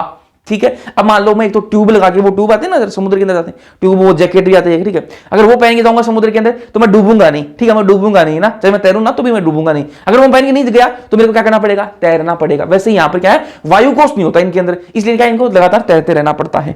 वायु कोष की अनुपस्थिति के कारण डूबने से बचने के लिए लगातार इनको तैरता रहना पड़ता है। हृदय इनका 2 प्रकोष्ठ वाला होता है, 2 चेंबर का हार्ट होता है, ये अपन पहले बात कर चुके हैं, जिसमें एक आलिंद एक निलय होता है, बता चुका हूं आपको। इनमें से कुछ में विद्युत अंग होते हैं जैसे टोरपीडो है, और कुछ में विषदंश होता है, ट्राइगोन है। ठीक है, ये सब असमतापी होते हैं। असमतापी का मतलब मैं आपको बता दें कि जैसे बाहर का जितना टेम्परेचर होगा उतना ही इनके शरीर का टेम्परेचर होगा, कोई ये टेम्परेचर मेंटेन नहीं कर सकते है ना। ठीक है, असमतापी होते हैं, इंग्लिश में इनको पोइकिलोथर्म कहते हैं। अर्थात इनमें शरीर के ताप का नियंत्रित करने की क्षमता नहीं होती है, मैंने आपको बता ही दिया। नर तथा मादा इनमें अलग अलग होते हैं, मतलब सेक्स इनमें सेपरेट होगा। नर में श्रोणी पक्ष में आलिंगक होता है जिसको क्लेस्पर कहते हैं, और ये क्लेस्पर जो है वो लैंगिक जनन करने में मदद करता है ना। और इनमें निषेचन आंतरिक होता है, सीधी सी बात है, इनमें क्लेस्पर पाया जा रहा है तो आंतरिक ही होगा, शरीर के अंदर ही होगा निषेचन। ठीक है, अधिकांश कैसे होती है, जरायुज होती है, मतलब बच्चे को जन्म देने वाली होती है, अंडा नहीं देती, बच्चे देती है। उदाहरण की बात करें तो स्क्लोडियन मैंने आपको बता दिया, ओन आ रहा है। प्रिस्टिस प्रीति से बताया मैंने आपको। कोर्कोडोन इसमें भी ओन आ रहा है। ट्राइगोन इसमें भी ओन आ रहा है। ठीक है, फिर ओस्टिथिस की बात करी थी अपन ने। इस वर्ग की मछलियां लवणीय पाई जाती है। ठीक है, और अंतःगंगाल इनका कैसा होता है, अस्थिल, इनका कैसा होता है, स्थिल होता है, अस्थिल, सॉरी स्थिल बोलो, अस्थिल होता है, मतलब अस्थि का बना हुआ होता है, और उनके अंदर उपास्थिका था। ठीक है, कोंड्रिथिस के अंदर उपास्थिका था, इनके अंदर अस्थिका है। ठीक है, इनका शरीर धारा रेखित होता है। मुख अधिकांश कैसा होता है, अग्र सिरे के, मतलब ऊपर में रहता है, अग्र सिरे के अंत में। ठीक है, इनमें 4 जोड़ी क्लोम छिद्र होते हैं। कैसे होते हैं, 4 जोड़ी क्लोम छिद्र दोनों और प्रच्छद से ढके होते हैं। और वो क्लोम छिद्र क्या है, किसे प्रच्छद से ढके हुए होते हैं। इनके अंदर वो प्रच्छद से ढके हुए नहीं थे, ओपर्क्यूलम से ढके हुए नहीं थे, इनके अंदर वो ढके हुए हैं। त्वचा साइकोइड या फिर टिनोइड सल्ग से ढकी हुई होती है, मैंने आपको बता ही दिया। ठीक है, इनमें वायु कोष उपस्थित होता है। वायु कोष उपस्थित होने के कारण इनको कोई डूबने का डर नहीं है, तो उसको लगातार तैरना नहीं पड़ेगा। ठीक है, जो उत्प्लावन में सहायक होते हैं, मतलब डूबने में, मतलब डूबने नहीं देते इनको, तैरते रहेंगे ऊपर, है ना। ये हृदय 2 प्रकोष्ठ होते हैं, अपन तो बात करी चुके हैं इस चीज की। तो ये सभी असमतापी होते हैं। नर तथा मादा अलग अलग होते हैं, अधिकांश अंडज वाले होते हैं ना, अंडे देते हैं अधिकांश। निषेचन प्राय इनमें बाह्य होता है, परिवर्तन इनमें प्रत्यक्ष होता है, डायरेक्ट हो जाता है, मतलब जैसा बच्चा होगा वैसा इनका बड़े होंगे, है ना। उदाहरण की बात करें तो समुद्री एक्जोसिटस बताया मैंने आपको, हिप्पोकैम्पस बता दी।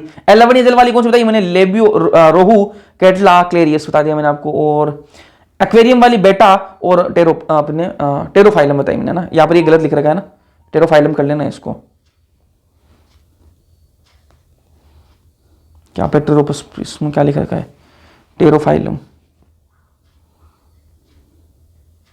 टेरोफाइलम। ठीक है, आगे बढ़ते हैं। अगला वर्ग है अपना एम्फीबिया, है ना। अगला वर्ग है एम्फीबिया। अब इसमें आपको मेन बातें क्या याद रखनी है वो आपको मैं बता दूं, है ना। मेन बातें आपको ये जो डिफरेंस लिख रखा है ना, इसी में इस नोट्स में ये डिफरेंस जो लिख रखे हैं, बस ये डिफरेंस आपको याद रखना है और कुछ याद नहीं रखना आपको, है ना। बस इसमें सारी बातें लिख दी मैंने, है ना। चलो आगे बढ़ते हैं। अगला वर्ग है अपना एम्फीबिया। एम्फीबिया में आ जाओ, हिंदी में कहते हैं इनको उभयचर कहते हैं ना। एम्फी का मतलब होता है डुअल। एम्फी का मतलब क्या है, डुअल। और बायो का मतलब होता है लाइफ, जीवन। ठीक है, तो इनकी दोहरी जिंदगी है जी, दोहरी जिंदगी। जमीन में भी रह सकते हैं और पानी में भी रह सकते हैं। जमीन पर भी रह सकते हैं, मेंढक है, जमीन में भी रह लेगा, पानी में भी रह लेगा। अधिकांश में 2 जोड़ी पैर होते हैं। अधिकांश जो आपके एम्फीबिया होते हैं इनके अंदर 2 जोड़ी पैर होते हैं। शरीर जो वो किस भागों में, सिर तथा धड़ में विभाजित होता है। सिर होता है और उनमें धड़ होता है, इन 2 भागों में विभाजित होता है। नम त्वचा होती है, त्वचा इनकी नम होती है जी। मेंढक को आगे देखो, नम त्वचा है। ठीक है, नेत्र पलक वाले होते हैं ना, नेत्र पलक वाले होते हैं। जैसे अपने नेत्र पलक होती है वैसे देखो मेंढक की देखना पलक होती है ना, यहाँ पे नेत्र पलक बनने लगी है ना। कर्ण जो है इनके अंदर कान नहीं होता। ठीक है, कान की जगह क्या होता है, कान को कौन दिखाता है, कर्ण पटल दिखाता है, टिम्पेनम जिसको कहते हैं इंग्लिश में, टिम्पेनम, है ना। कान कर्ण नहीं होता, अपने जैसे कान है वैसा नहीं होता, कर्ण पटल होता है इनके अंदर, कर्ण पटल होता है। कर्ण की जगह, कान की जगह कर्ण पटल होता है ना। तो ये आपको ध्यान में रखना है। कुछ में पूंछ उपस्थित होती है और कुछ ऐसे जिनमें पूंछ होती है, जैसे मेंढक है उनके अंदर पूंछ नहीं होती, लेकिन कुछ ऐसे जिनके अंदर पूंछ होती भी है ना। इनके अंदर अवशकर पाया जाता है। अवशकर क्या है ये आपको ध्यान में सुनना है ना, अवशकर। ठीक है, ये क्या है, ठीक है, इंग्लिश में इसको क्लोएका कहते हैं। अवशकर क्या है, आपका जो आहार नाल है, ठीक है, आहार नाल का जो द्वार है वो भी ठीक है, मूत्राशय का द्वार है वो भी, ठीक है, और जो आपका जनन पथ है उसकी, ठीक है, जनन पथ, मूत्राशय और आहार नाल, तीनों का जो तीनों जो है एक जगह पर ही खुलेंगी, ठीक है। मैं कह रहा हूं ये मान लो आहार नाल है, ये भी यहीं आकर खुलेगी, ठीक है, ये मान लो आपका क्या है मूत्राशय का है, ठीक है, और ये वाला जो है आपका जनन पथ का है, ठीक है। तीनों की क्या है, एक ही ओपनिंग है, एक ही जगह पर खुल रही हैं, इस एक ही जो जहां पर एक ही पाइप के अंदर खुल रही हैं उस पाइप को क्या कहेंगे अपन, अवस्कर कहेंगे।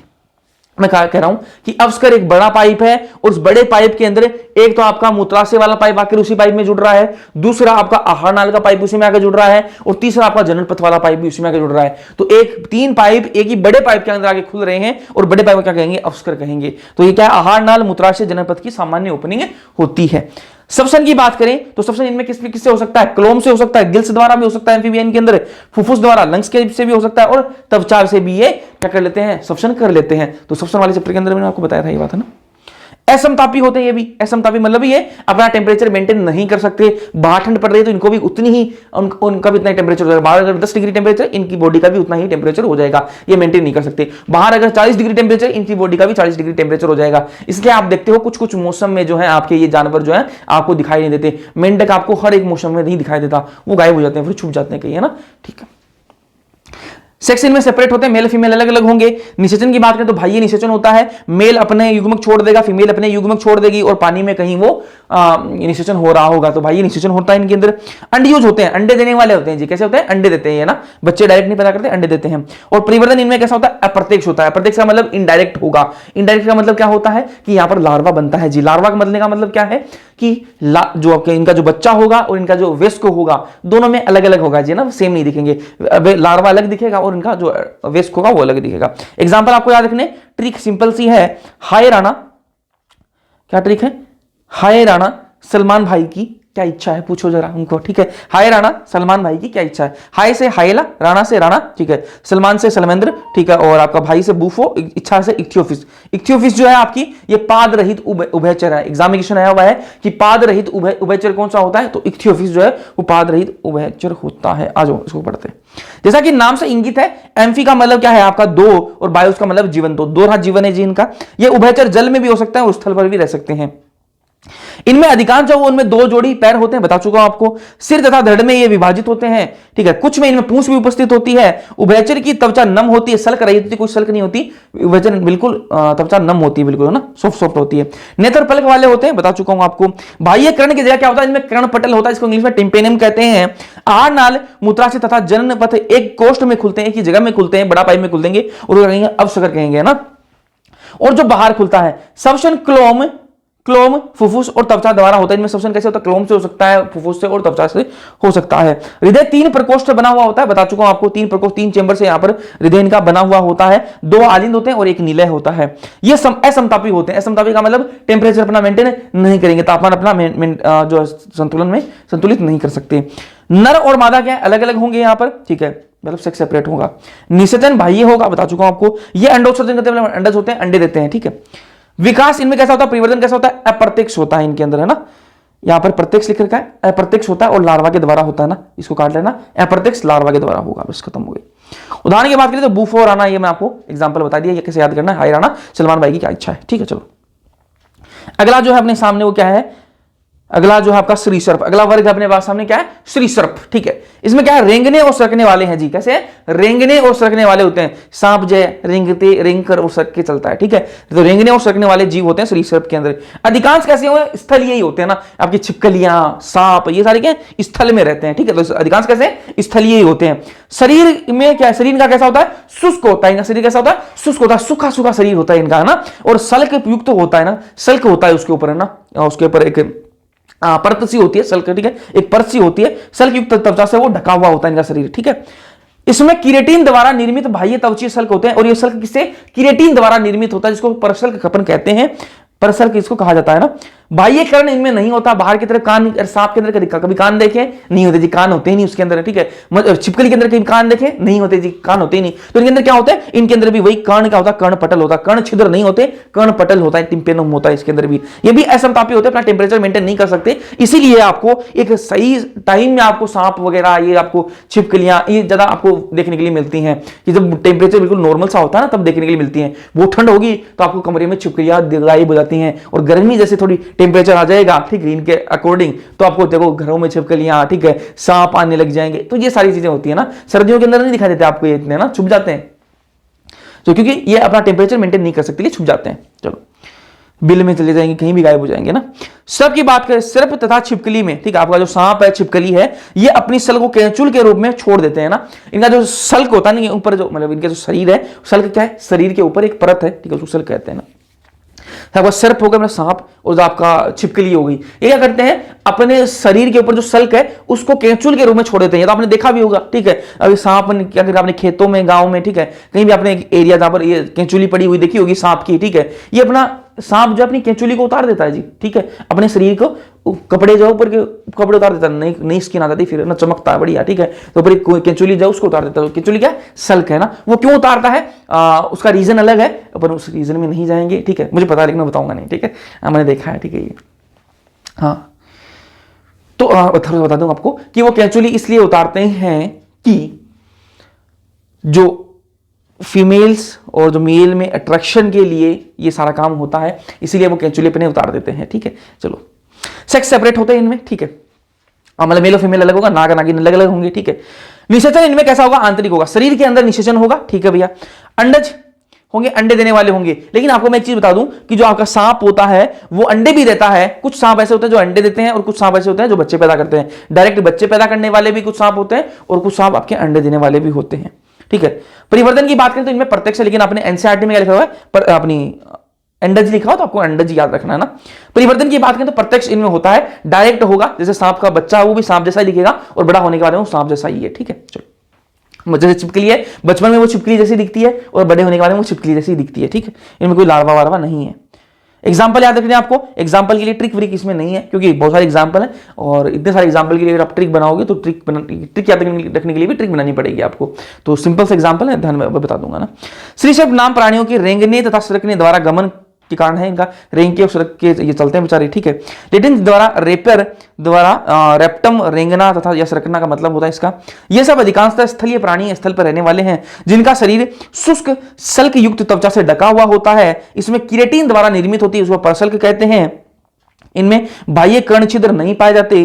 कर्ण पटल बाह्य कान का प्रतिनिधित्व करते हैं। कर्ण की जगह क्या है, कर्ण पटल होता है इनके अंदर। दो जोड़ी पाद उपस्थित हो सकते हैं इनके अंदर, दो जोड़ी पैर इनके अंदर हो सकते हैं। हृदय इनके अंदर सामान्यतः 3 प्रकोष्ठ का होता है, 3 चैम्बर इनके अंदर हार्ट होता है, बता चुका हूं। लेकिन क्रोकोडाइल ऐसा है जिसके अंदर 4 चैम्बर के हार्ट है। लेकिन मगरमच्छ जो आपका, मगरमच्छ में क्या है, 4 प्रकोष्ठ होते हैं, 4 प्रकोष्ठ होते हैं, मतलब 4 चैम्बर का हार्ट है, बता चुका हूं आपको, पहले लेक्चर के अंदर बता दिया था क्रोकोडाइल के अंदर।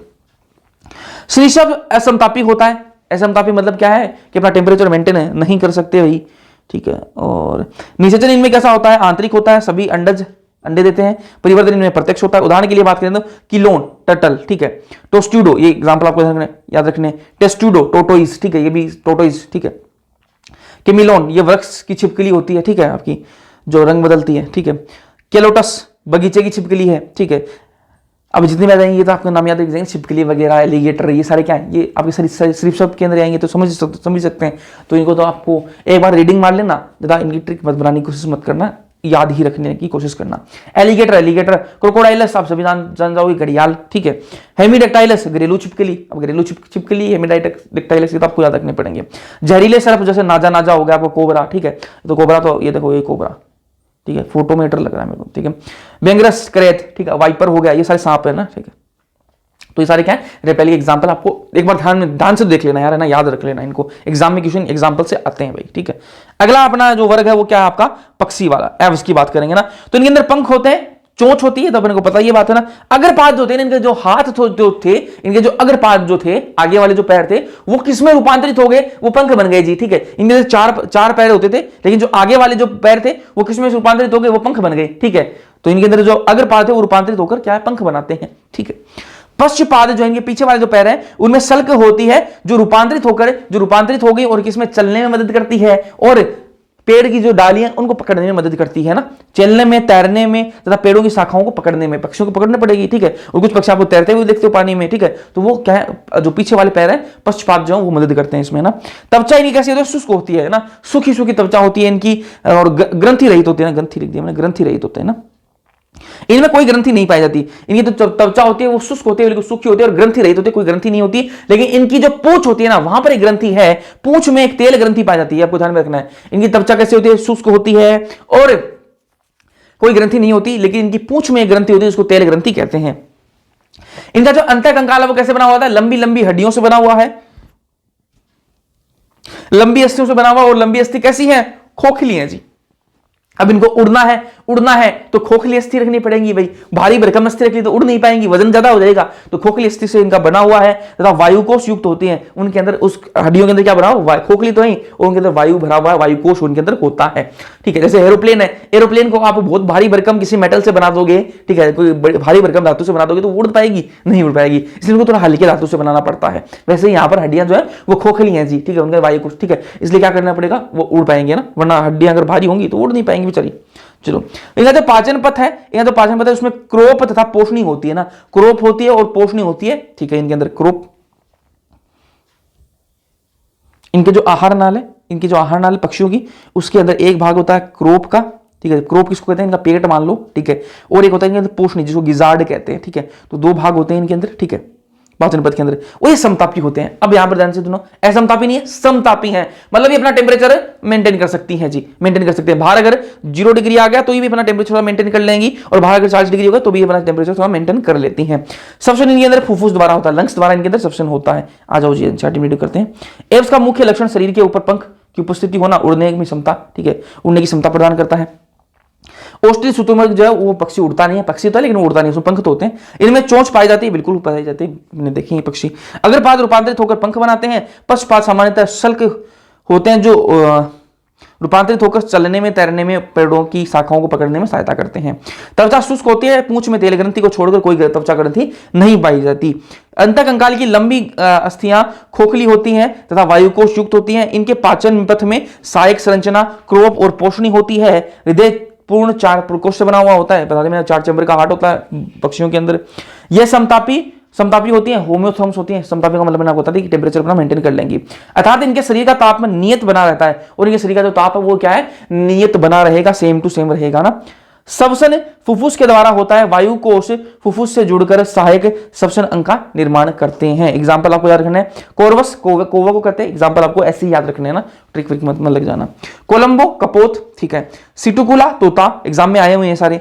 स्ट्रियो ओस्ट्रिच को कहते हैं। पेवो मोर होता है, और एडिनोडाइटिस पेंगुइन, और आपका सूडोगाइपस ये आपका गिद्ध होता है। तो इसके एग्जाम्पल आपको सारे याद होने चाहिए, थोड़ा टाइम लगेगा, एक दिन बैठना, सारे एग्जाम्पल रट मार लेना, एग्जाम्पल से क्वेश्चन आते हैं भाई, ठीक है। अगर शक हो तो पीवाईक्यू उठा के देख लेना। लास्ट अपना जो है वो क्या, अपना स्तनधारी।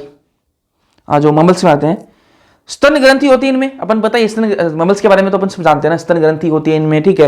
रोम होते हैं, बाल होते हैं पूरे शरीर पर, ठीक है। दांत होते हैं, बाह्य कर्ण होता है, देखो बाहर कान है ना, कान है, ठीक है। अधिकांश जरायुज होते हैं, अधिकांश कैसे हैं, बच्चे पैदा करने वाले। अब आपको कि भैया स्तनधारी भी कोई ऐसा है क्या जो अंडे देता है, मैंने कहा ऐसा स्तनधारी है, तभी तो यहां पर लिखा है अधिकांश जरायुज होते हैं, अधिकांश बच्चे पैदा करने वाले हैं, वरना तो ऐसे लिख देता सभी बच्चे पैदा करने वाले हैं, लेकिन सभी नहीं होते, अधिकांश बच्चे पैदा करने वाले हैं। भैया वो अंडे देने वाले कौन सा अंडे देने वाला दिखाता हूं आपको ना, यहां पर देखना अंडे देने वाला, ये देखो अंडज, अंडज कौन है, ओर्निथोराइनकस। ओर्निथोराइनकस जो आपका वो अंडे देता है, बाकी सारे क्या करते हैं आपके, वो बच्चे पैदा करने वाले हैं, जरायुज हैं, ठीक है। आ जाओ इसको एक बार पढ़ लेते हैं, वैसे पता है ये सारी बातें। इस वर्ग के प्राणी सभी प्रकार के वातावरण में पाए जाते हैं, ठीक है। आपके जो स्तनधारी हैं वो हर प्रकार के वातावरण में मिल जाएंगे आपको, ध्रुवीय ठंडे भाग में, रेगिस्तान में, जंगल घास हर जगह आपको मिल जाएंगे ना, अंधेरी गुफाओं में। इनमें से कुछ में उड़ने तथा पानी में रहने को अनुकूलन होता है, कुछ इनमें उड़ भी सकते हैं और कुछ पानी में रह सकते हैं। उड़ कौन सकता है, चमगादड़ उड़ सकता है, ठीक है। ये देखो चमगादड़, आ जाओ इनमें से कुछ उड़ने में तथा पानी में रहने के अनुकूलन होते हैं। स्तनधारियों का सबसे मुख्य जो लक्षण है वो क्या है, दूध उत्पन्न करने वाली ग्रंथि स्तन ग्रंथि होती है, पता है सबको, जिससे बच्चे पोषण प्राप्त करते हैं। इनमें से 2 जोड़ी पाद होते हैं जो चलने में मदद करते हैं, वृक्ष पर चढ़ने के लिए, बिल में रहने के लिए, तैरने अथवा उड़ने के लिए अनुकूलित होते हैं। इनकी त्वचा पर रोम पाए जाते हैं, बाह्य कर्ण पलव पाए जाते हैं, मतलब ये बाहर जो पिन्ना है आपके ईयर पिन्ना, ये पाए जाते हैं। हृदय 4 प्रकोष्ठ होता है, मतलब 4 चैम्बर का इनमें हार्ट होता है। श्वसन क्रिया के लिए पेशी डायफ्राम के द्वारा होती है, डायफ्राम होता है, डायफ्राम अपन जानते हैं क्या होता है ना अंदर शरीर में। लिंग अलग होते हैं, मतलब मेल और फीमेल अलग अलग होंगे, है ना, तथा निषेचन आंतरिक होता है, निषेचन शरीर के अंदर होता है, ठीक है। कुछ को छोड़कर सभी स्तनधारी बच्चे को जन्म देते हैं, कुछ को छोड़कर सारे जो है आपके बच्चे को जन्म देते हैं, और कुछ कौन है, एक ऑर्निथोरैक्स है, ठीक है, तथा परिवर्तन इनमें प्रत्यक्ष होगा, बच्चा जैसा दिखेगा वैसा ही उनका एडल्ट होगा, ऐसा लार्वा लार्वा थोड़ा ना बनता है, अपन यहाँ पे लार्वा नहीं बनेगा, ठीक है। ये इसके एग्जाम्पल है। अंडज कौन सा आपका, ऑर्निथोरैक्स, जिसको प्लेटिपस या फिर डकबिल कहते हैं, ठीक है। जरायुज आपके हो गए मैक्रोपस कंगारू, ठीक है, टेरोपस फ्लाइंग फॉक्स जिसको कहते हैं, केमिलस ऊंट को, ठीक है, मकाका बंदर को कहते हैं, रेटस चूहे को कहते हैं, केनिस कुत्ते को कहते हैं, फेसिस नहीं फेलिस है यहाँ पे, ठीक है, बिल्ली को कहते हैं, एलिफस आपके हाथी को कहते हैं, इक्वस आपके घोड़े को कहते हैं, डोल्फिनस आपके सामान्य डोल्फिन को कहते हैं, और वेलिनेप्टेरा आपकी ब्लू व्हेल को कहते हैं, पेंथेरा टिग्रिस आपके बाघ को कहते हैं, और पेंथेरा लियो आपके शेर को कहते हैं। तो एग्जाम्पल आपको याद रखने सारे, ठीक है, सरीसृप और इनके एग्जाम्पल्स आपको ढंग से याद कर लेने, पक्षियों की और स्तनधारियों की। यहाँ पर अपना जो चैप्टर है वो समाप्त तो हो जाता है। समझ में आया या नहीं आया कमेंट सेक्शन में कमेंट करके जरूर बताइएगा। वीडियो पसंद आया लाइक कर देना, अपने दोस्तों के साथ में शेयर कर देना। बाकी मिलते हैं अगले लेक्चर्स के अंदर, तब तक के लिए पढ़ते रहो।